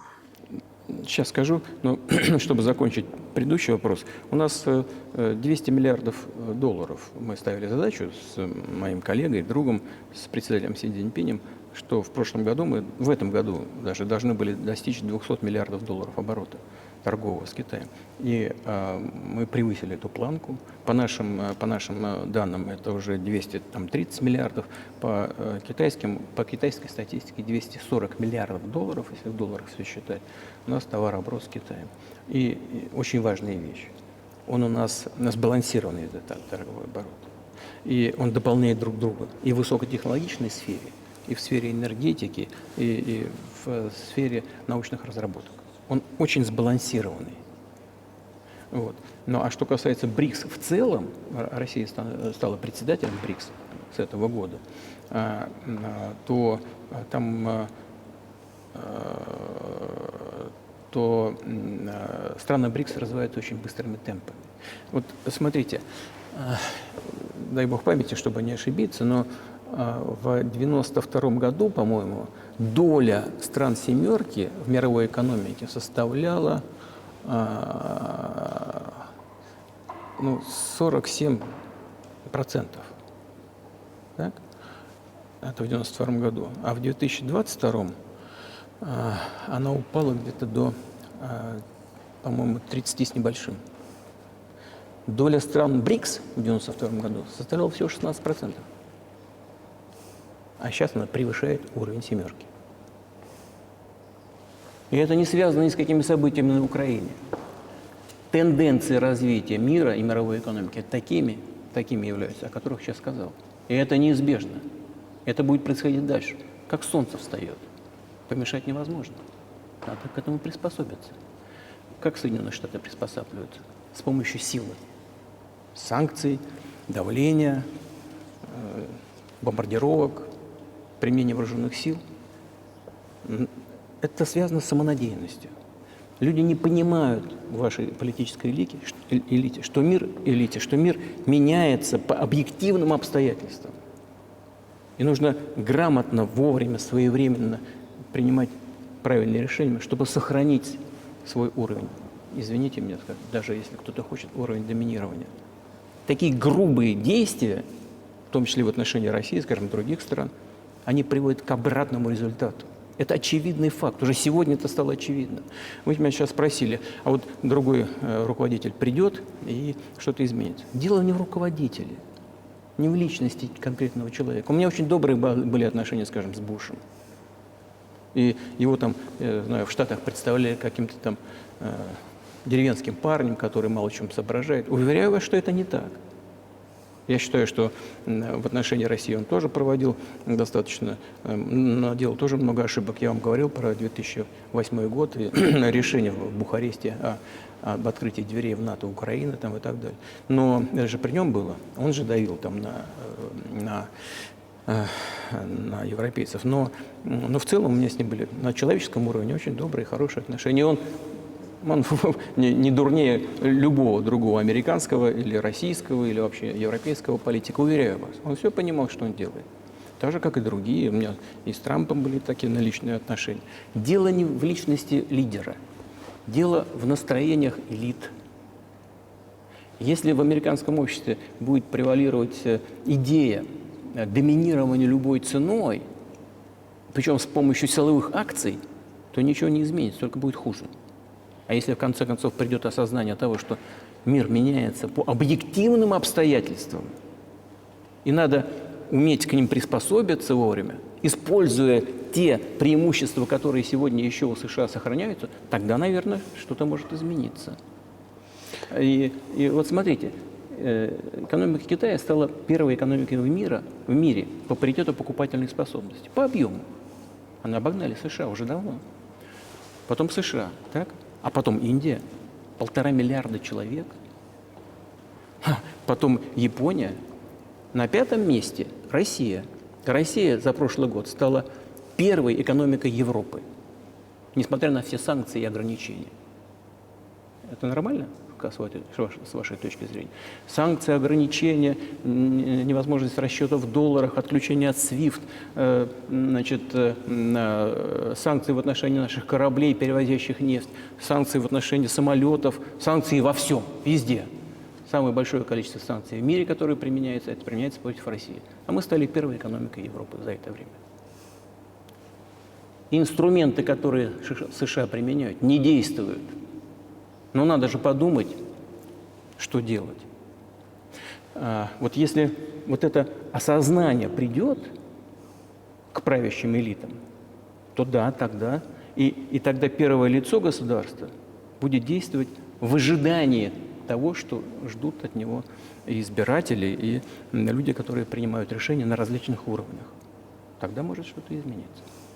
But you're Вы describing описываете две разные системы, говорите, что лидер действует в интересах избирателей, но в то же время какие-то решения правящими классами принимаются. А вы вот страну возглавляете много лет, а как вы думаете, с вашим опытом, кто в Америке принимает решения? Я не знаю. Это Америка сложная страна, такая очень, с одной стороны, консервативная, с другой стороны, быстро меняющаяся. Нам не просто в этом разобраться. Кто принимает решения на выборах, там, разве можно это понять, когда там в каждом штате свое законодательство, и каждый штат сам регулирует, кого-то может отстранить от выборов на уровне штатов, да? Значит, двухступенчатая это выборные системы, там очень сложно в этом разобраться. И, конечно, есть две партии, которые являются доминирующими, республиканцы и демократы, и там в рамках вот этой партийной системы центр, принимающие решения, готовящие решения.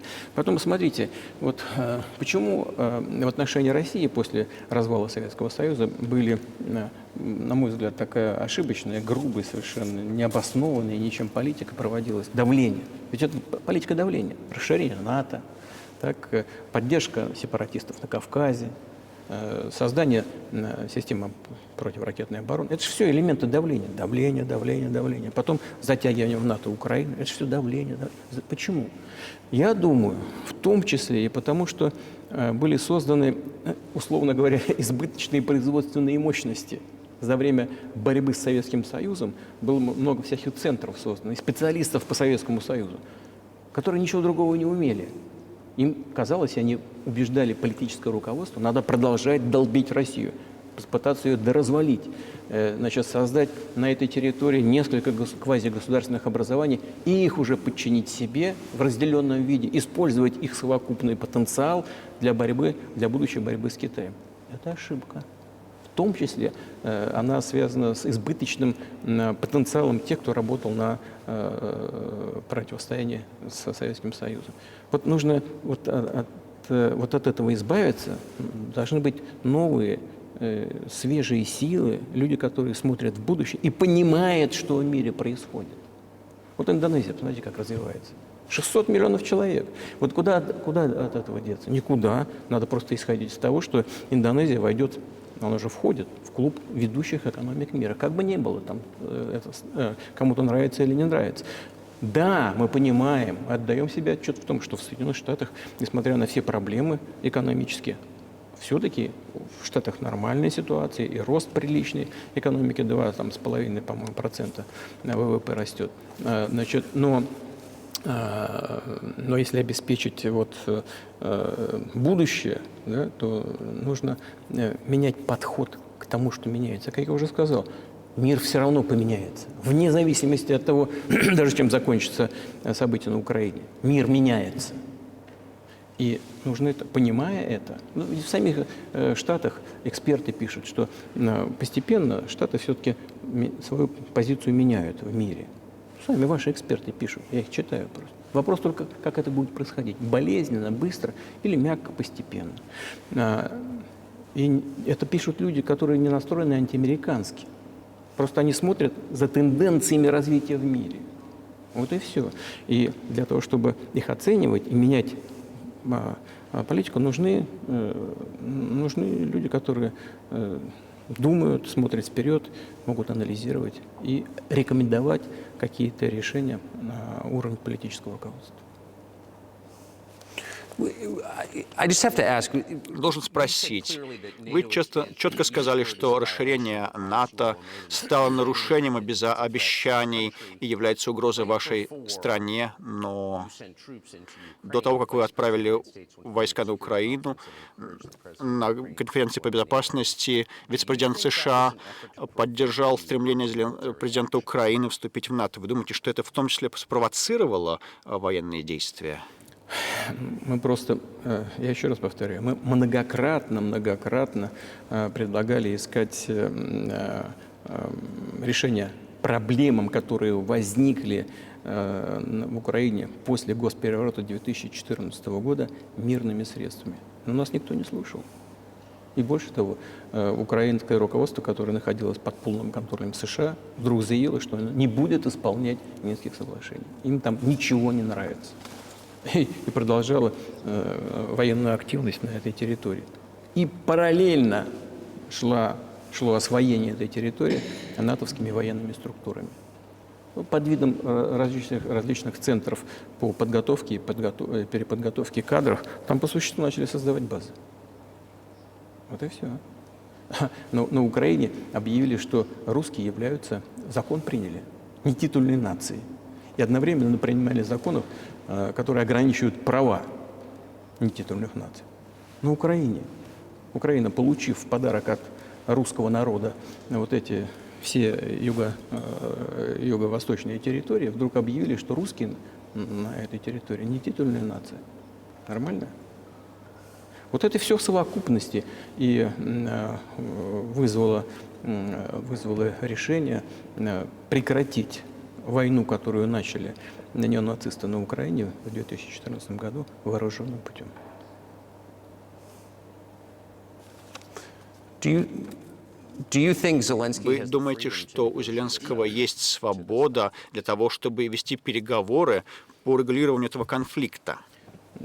Я не знаю там детали, мне, конечно, трудно судить, но думаю, что есть. Во всяком случае, было это.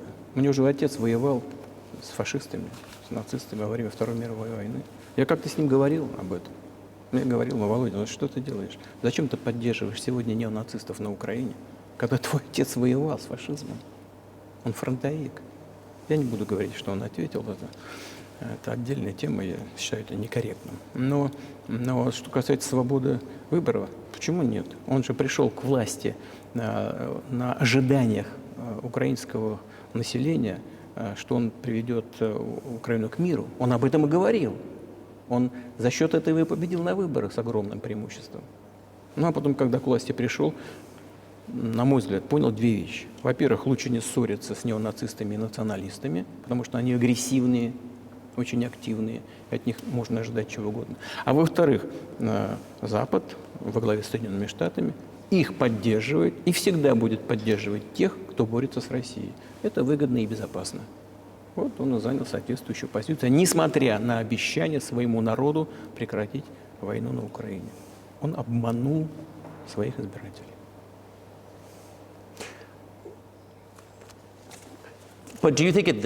Считаете, что сейчас, вот 24 февраля 2024 года, у него есть свобода говорить с вашим правительством и попытаться как-то своей стране помочь, или, может быть, он может вообще сам это сделать? Ну, а почему нет? Он же считает себя главой государства, он победил на выборах. Хотя мы считаем в России, что все, что произошло после 2014 года, первичным источником власти является госпереворот. И в этом смысле даже сегодняшняя власть является ущербной. Но он считает себя президентом, в этом качестве его признают Соединенные Штаты, вся Европа, ну и практически весь остальной мир. А почему нет? Он может. Мы же вели переговоры с Украиной в Стамбуле. Договорились же, он же знал об этом. Более того, руководитель переговорной группы, господин Арахамия, по-моему, его фамилия, он до сих пор возглавляет фракцию правящей партии президента в Раде. Он же возглавляет до сих пор фракцию президента в Раде, в парламенте страны. Он до сих пор там сидит. Он даже поставил свою подпись предварительную на этом документе, о котором я вам говорю. Но потом он же публично на весь мир заявил: мы были готовы подписать этот документ. Но приехал господин Джонсон, тогда премьер-министр Великобритании, отговорил нас от этого и сказал, что лучше воевать с Россией. Они нам все дадут для того, чтобы мы вернули утраченное в ходе боестолкновения с Россией. И мы, сказал он, согласились с этим предложением. Ну, посмотрите, же опубликовано его заявление. Он сказал это публично. Могут они к этому вернуться или нет? То есть это вопрос, хотят они или нет. А после этого еще господин президент Украины издал декрет, запрещающий вести с нами переговоры. Ну пусть он отменит этот декрет, и все. Мы же не отказывались никогда от переговоров. Вот нам все время мы слышим: готова Россия, готова. Да мы не отказывались. Они же публично отказались.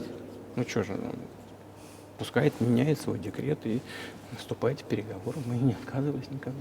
А то, что они подчинились требованию либо уговорам бывшего премьер-министра Великобритании господина Джонсона, ну, мне кажется, что это нелепо и очень, ну, как бы сказать, печально, потому что, как сказал господин Арахами, мы еще 1,5 года назад могли прекратить эти боевые действия, прекратить эту войну. Но нас англичане уговорили, и мы от этого отказались. Где теперь господин Джонсон, а война продолжается? That's a good question. Where do you think he is, and why did he do that? Зачем он это сделал? Да хрен его знает, зачем это, если я не понимаю. Общая установка была, почему-то у всех сложилась иллюзия, что Россию можно победить на поле боя. От самонадеянности и от небольшого ума. От чистого сердца, но не от большого ума.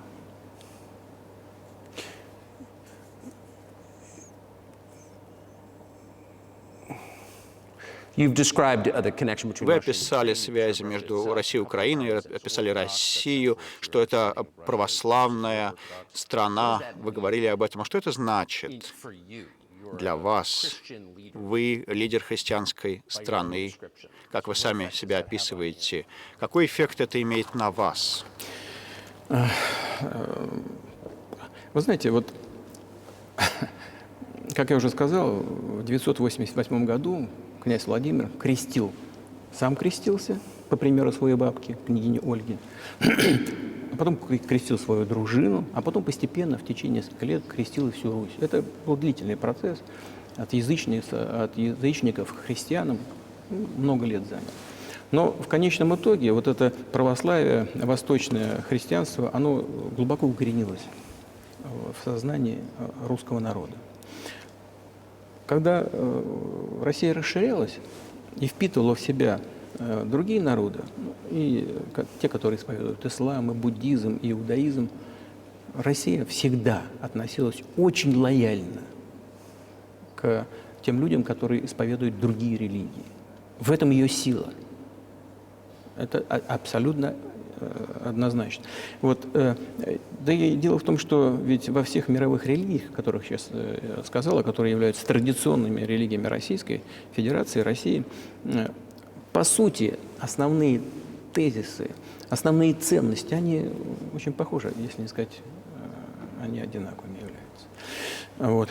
Это все, да, и всегда российские власти всегда очень бережно относились к культуре и вероисповеданию тех народов, которые приходили в состав Российской империи. И это, на мой взгляд, составляет основу и безопасности, и устойчивости российской государственности. Потому что все народы, населяющие Россию, в основном считают ее своей родиной. Вот если к вам, допустим, из Латинской Америки люди переселяются, да, или в Европу, еще более ясный и понятный пример, люди приходят, но они же пришли со своей исторической родины к вам, либо в европейские страны. А люди, которые исповедуют разные религии в России, они Россию считают своей родиной. У них нет другой родины. Мы вместе, это одна большая семья. И ценности традиционные у нас очень схожи. Как я сказал, это одна большая семья, но у каждого есть своя семья. И это основа нашего общества. И если мы говорим, что родина и семья конкретные между собой очень связаны, то так оно и есть. Потому что нельзя обеспечить нормальное будущее для своих детей, для своей семьи, если мы не обеспечим нормальное, устойчивое будущее для всей страны, для Родины. Почему в России так развит и так патриотизм?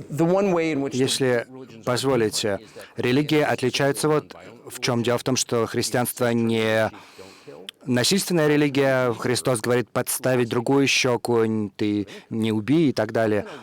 А каким образом лидер может быть христианином, если приходится убивать кого-то другого? Как можно это примирить в себе? Очень легко. Если речь идет о защите себя и своей семьи, и своей родины. Мы ни на кого не нападаем. Вот с чего начались события на Украине? С госпереворота и с начала боевых действий на Донецке. на Донбассе. Вот с чего. И мы защищаем своих людей, себя, свою родину и наше будущее. Что касается религии в целом, она, знаете, ведь она не во внешних проявлениях, не в том, чтобы ходить каждый день в церковь или бить головой в пол. Она в сердце. И мы так, у нас культура такая человекоориентированная. И Достоевский, который очень известен на Западе, как гений русской культуры, русской литературы, много об этом говорил, о русской душе. Вот все-таки западное общество, оно более прагматичное. Русский человек, российский человек, он думает больше о вечном, думает больше о ценностях, моральных, нравственных. Не знаю, может быть, вы со мной не согласитесь, но все-таки западная культура, она все-таки более прагматична. И это, в принципе, я не говорю, что это плохо. Это дает возможность вот сегодняшнему этому золотому миллиарду добиваться хороших успехов в производстве, даже в науке и так далее. Здесь нет ничего плохого. Я просто говорю, что мы вроде как выглядим одинаково, но сознание немножко по-разному выстроено. И это, конечно, нам нужно... So do you учитывать see друг the друга. supernatural at work? То есть вы считаете, что что-то сверхъестественное тут действует? Когда вы смотрите на происходящее в мире, видите ли вы дела Господни? Говорите ли вы себе, что тут я вижу действие каких-то сверхчеловеческих сил? Да нет, я, честно говоря, так не думаю. Я думаю о том, что мировое сообщество развивается вот по своим внутренним законам, и они вот такие, какие есть. От этого никуда не деться. И это так было всегда в истории человечества. Одни народы и страны поднимались, размножались, укреплялись, потом они сходили с международной арены в таком качестве, к которому они привыкли. Мне, наверное, не нужно приводить эти примеры, но начиная с тех же самых ордынских завоевателей, с Чингисхана и потом Золотой Орды, заканчивая Великой Римской империей. В истории человечества, кажется, ничего такого больше не было, как Великая Римская империя. Тем не менее, потенциал варваров постепенно накапливался, и под их ударами Римская империя развалилась, потому что варваров стало больше. Значит, они начали в целом хорошо развиваться, ну, как мы сейчас говорим, экономически, они стали укрепляться. И тот режим, который в мире был навязан в Великой Римской империи, он развалился. Правда, разваливался долго, 500 лет. Этот процесс разложения Великой Римской империи шел 500 лет. В сегодняшней ситуации, разница в сегодняшней ситуации в том, что процессы изменения сегодня идут гораздо быстрее, чем во времена Великой Римской империи. So when does the AI empire start, do you think? Ну, когда начнется тогда империя ИИ, искусственного интеллекта? Меня все в более сложные вопросы погружаете. Для того, чтобы ответить, надо быть, конечно, специалистом в сфере больших чисел, в сфере вот этого искусственного интеллекта. У человечества много угроз. Исследования в области генетики, которые могут сверхчеловека создавать, специального человека, да, человека-воина, человека-ученого, человека-спортсмена. Вот сейчас вот говорят, в США Илон Маск внедрил уже чип в мозг какого-то человека. What do you think of that? Что вы об этом думаете? Ну, я думаю, что Маска остановить невозможно. Значит, он все равно будет делать то, что считает нужным. Но надо с ним как-то договариваться. Надо искать какие-то способы убедить его. Мне кажется, он умный человек, то есть я уверен, что он умный человек. Надо с ним как-то договариваться о том, что этот процесс нужно канализировать, подчинять каким-то правилам. Человечество, конечно, думать должно о том, по поводу того, что будет происходить с ним в связи с развитием вот этих новейших исследований и технологий в генетике, либо в искусственном интеллекте. Прогнозировать можно примерно, что будет происходить. Поэтому вот Тогда, когда человечество почувствовало угрозу своему существованию от ядерного оружия, все начали, обладатели ядерного оружия, начали между собой договариваться, потому что понимали, что их неаккуратное применение может привести к полному тотальному уничтожению. Вот когда наступит понимание того, что беспредельное, бесконтрольное развитие искусственного интеллекта, либо генетики, либо еще каких-то современных направлений, остановить которые невозможно, все равно эти исследования будут, так же как невозможно было скрыть, что такое порох от человечества, и невозможно прекратить исследования в той или другой области. Эти исследования все равно будут. Но когда человечество почувствует угрозу для себя, человечество в целом, тогда, мне кажется, наступит период договариваться на межгосударственном уровне о том, как мы будем это регулировать.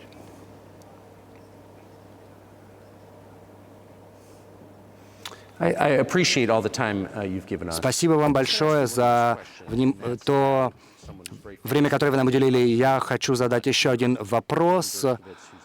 Иван Гершковец, ему 32 года, американский журналист, он находится в заключении уже в течение более чем года. Это большая история в США. Я хочу спросить у вас, вы готовы ли бы в качестве жеста доброй воли освободить его для того, чтобы мы отвезли его в США?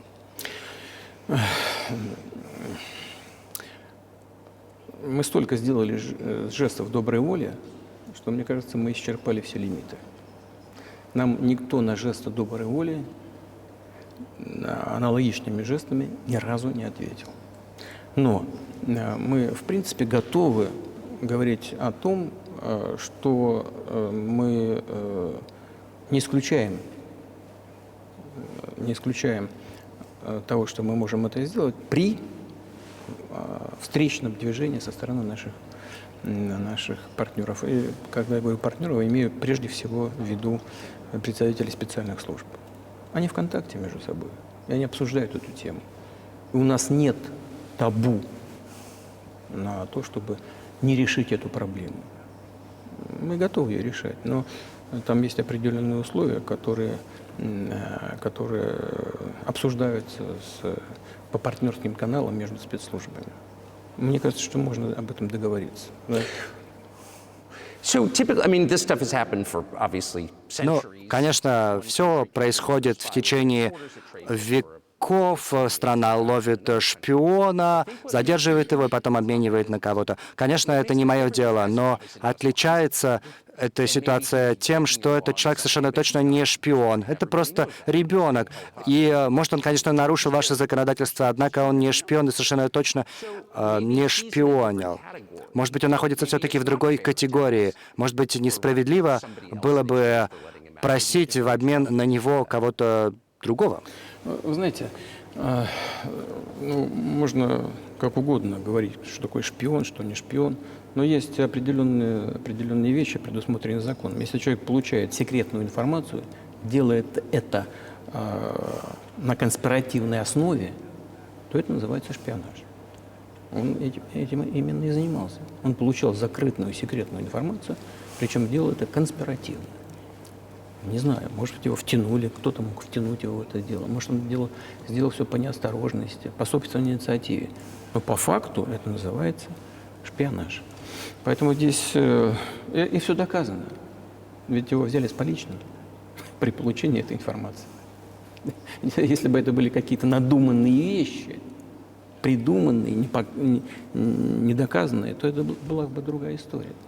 Но с поличным взяли, когда он получал секретную информацию на конспиративной основе. Ну как, что это такое? Значит, повторю еще раз. But are you suggesting that he was working for the US? Вы говорите, что он работал на американское правительство, на НАТО, или же он просто журналист, который получил информацию, которая не должна была оказаться в его руках? Мне кажется, все-таки есть разница между двумя этими категориями. Я не знаю, на кого он работал. Но повторяю еще раз. Получение секретной информации на конспиративной основе называется шпионаж. Он работал в интересах американских спецслужб, каких-то других структур. Я не думаю, что он работал на Монако. Вряд ли Монако заинтересован в получении этой информации. это спецслужбы должны между собой договориться, понимаете? Есть определенные наработки там, есть люди, которые тоже, по нашему мнению, не связаны со спецслужбами. Послушайте, вот я вам скажу, сидит в одной стране, в стране союзника Соединенных Штатов, человек, который из патриотических соображений ликвидировал в одной из европейских столиц бандита. Во время событий на Кавказе, знаете, что он делал? Не хочется говорить, но тем не менее скажу. Он выкладывал наших солдат, взятых в плен, на дорогу, а потом машиной проезжал по их головам. Что это за человек? И человек ли это? Ну, нашелся патриот, который ликвидировал его в одной из европейских столиц. Вот сделал он это по собственной инициативе или нет, это другой вопрос. Ну, вот он... Yeah, but Evan Gershkovich didn't вот do он that. Да, но Иван Гершкович ничего подобного не делал. Это совершенно другая история. Он делал другое. Он просто журналист. Да, он не просто журналист. Я повторяю еще раз, это журналист, который получал секретную информацию на конспиративной основе. Вот. Ну да, это другая история совсем. Я просто говорю про тех людей, которые находятся, по сути, под контролем властей США, где бы они ни сидели в тюрьме. И между спецслужбами идет диалог. Это должно решаться тихо, спокойно, на профессиональном уровне. Контакты есть, пусть работают.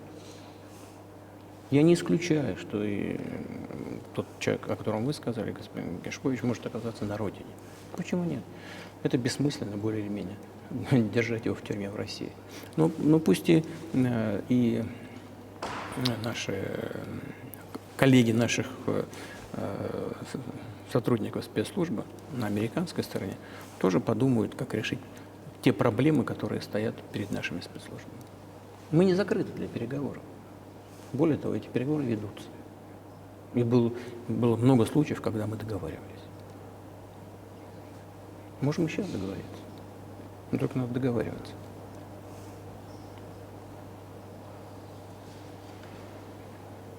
I hope you let him out. Я надеюсь, что вы его выпустите. Спасибо большое, господин президент. Мне тоже хотелось бы, чтобы он уехал. Мне тоже хотелось бы, чтобы он поехал домой в конце концов. Я говорю искренне совершенно. Но, повторяю, диалог идет. Чем больше мы придаем огласке вещи подобного рода, тем сложнее их решить. Все должно быть спокойно. I wonder if that's true with the war, though. Но, честно говоря, с войной, вот я не знаю, работает это или нет. Если позволите, я задам еще один вопрос. Может быть, вы не хотите отвечать по стратегическим причинам, однако не беспокоитесь ли вы, что происходящее на Украине может привести к чему-то куда более масштабному и куда более страшному? И насколько вы готовы, замотивированы позвонить, например, в Штаты и сказать, давайте договариваться? Так, послушайте, я уже сказал, мы же не отказывались от переговоров. Мы же не отказываемся. Это западная сторона, а Украина, безусловно, сателлит Соединенных Штатов сегодня. Но это же очевидно, правда. Я не хочу, чтобы это звучало как какое-то ругательство или оскорбление кого-то. Но мы же понимаем, да, что происходит. Финансовая поддержка, сколько, 72 миллиарда дали. На втором месте Германия находится, другие европейские страны. Десятки миллиардов долларов идут на Украину. Огромный поток идет оружия. Of course, yeah. Ну, конечно, поэтому скажите сегодняшнему руководству Украины, слушайте, давайте садитесь, договаривайтесь, отменяйте свой дурацкий указ или декрет, и садитесь, переговаривайтесь. Мы же не отказались. Sure, but you already said it. Да, вы об этом уже сказал. Я прекрасно понимаю, конечно, что это не ругательство. И в самом деле сообщалось о том, что Украине не дали подписать мир по указанию бывшего премьер-министра Великобритании, который действовал по указке из Вашингтона. Вот почему я спрашиваю, почему вам напрямую не решать эти вопросы с администрацией Байдена, которая контролирует администрацию Зеленского на Украине?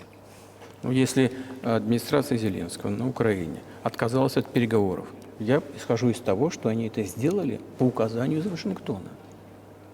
Но пусть теперь, если видят в Вашингтоне, что это неправильное решение, пусть откажутся от него, найдут какой-то предлог тонкий, не обидный ни для кого. Найдут это решение. Не мы же приняли это решение. Там приняли решение. Пусть они от него и отказываются. Вот и все. Но они приняли неправильное решение. Теперь мы должны искать выход из этого неправильного решения. Хвосты им там заносить. Корректировать их ошибки. Они совершили ее, пусть и исправляют. Мы за. So I just want to make sure I'm not misunderstanding what you're Хочу saying. удостовериться, что я вас правильно понимаю. То есть вы хотите добиться путем переговоров решения того, что происходит сейчас на Украине, правильно? Правильно. Но мы же добились этого. Мы создали большой документ в Стамбуле, который был парафирован руководителем украинской делегации. Там подпись его стоит. Ну, на выдержке из этого договора, не на всем, а на выдержке. Он подпись поставил свою. А потом он же сказал, мы были готовы подписать, и война бы уже давно закончилась 1,5 года назад. Но приехал господин Джонсон, отговорил нас от этого, и мы упустили этот шанс. Но упустили, совершили ошибку. Пусть вернутся к этому. Вот и все. Но почему мы должны суетиться там? И исправлять чьи-то ошибки? Я понимаю, можно сказать, что наша ошибка, что мы интенсифицировали действия и с помощью оружия решили прекратить эту войну, как я сказал, начатую в 2014 году на Донбассе.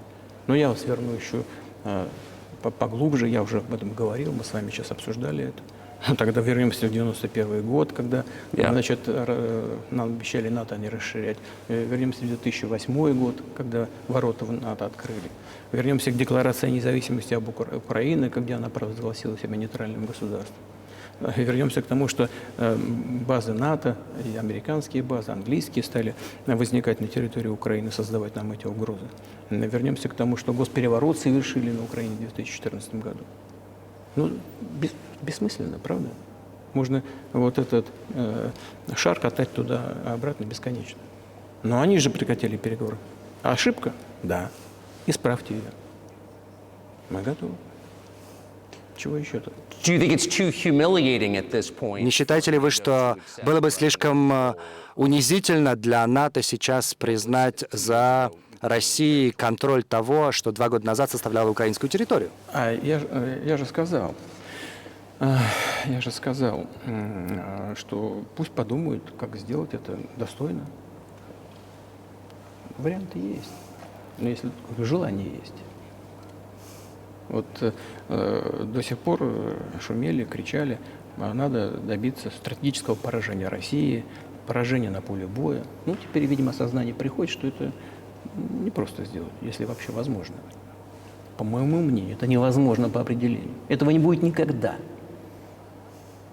Мне кажется, сейчас осознание этого пришло и к тем, кто контролирует власть на Западе.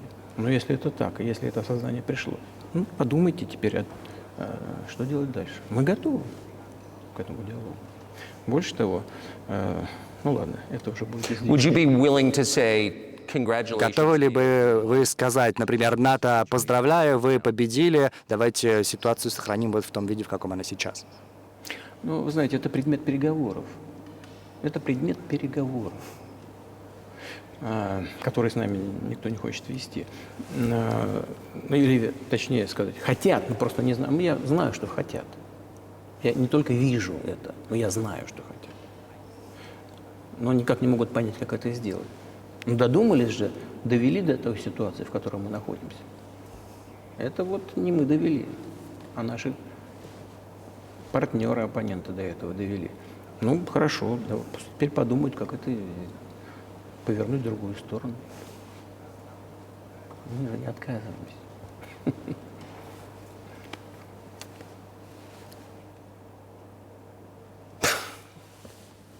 Да, было бы смешно, если бы не было так грустно. Вот, и это бесконечная мобилизация на Украине, истерика, там внутренние проблемы. Ну, все это рано или поздно все равно мы договоримся. И вот что, знаете, что может даже странно в сегодняшней ситуации прозвучит. Все равно отношения между народами восстановятся. Потребуется много времени, но это восстановится. Совсем приведу вам необычные примеры. Вот на поле боя происходит боестолкновение. Конкретный пример. Вот сейчас, секундочку, конкретный пример. Украинские солдаты попали в окружение. Это конкретный пример из жизни, боевых действий. Наши солдаты им кричат: шансов нет, сдавайтесь. Выходите, будете живы, сдавайтесь. И вдруг оттуда на русском, хорошем русском языке кричат: русские не сдаются. И все погибли. Они до сих пор русскими себя ощущают. В этом смысле то, что происходит, это в известной степени какой-то элемент гражданской войны. И все думают, что на Западе, думают, что вот боевые действия навсегда растащили вот одну часть русского народа от другого. Нет. Воссоединение произойдет. Оно никуда и не делось. Почему украинские власти растаскивают русскую православную церковь? Потому что она объединяет не территорию, а душу. И никому не удастся ее разделить.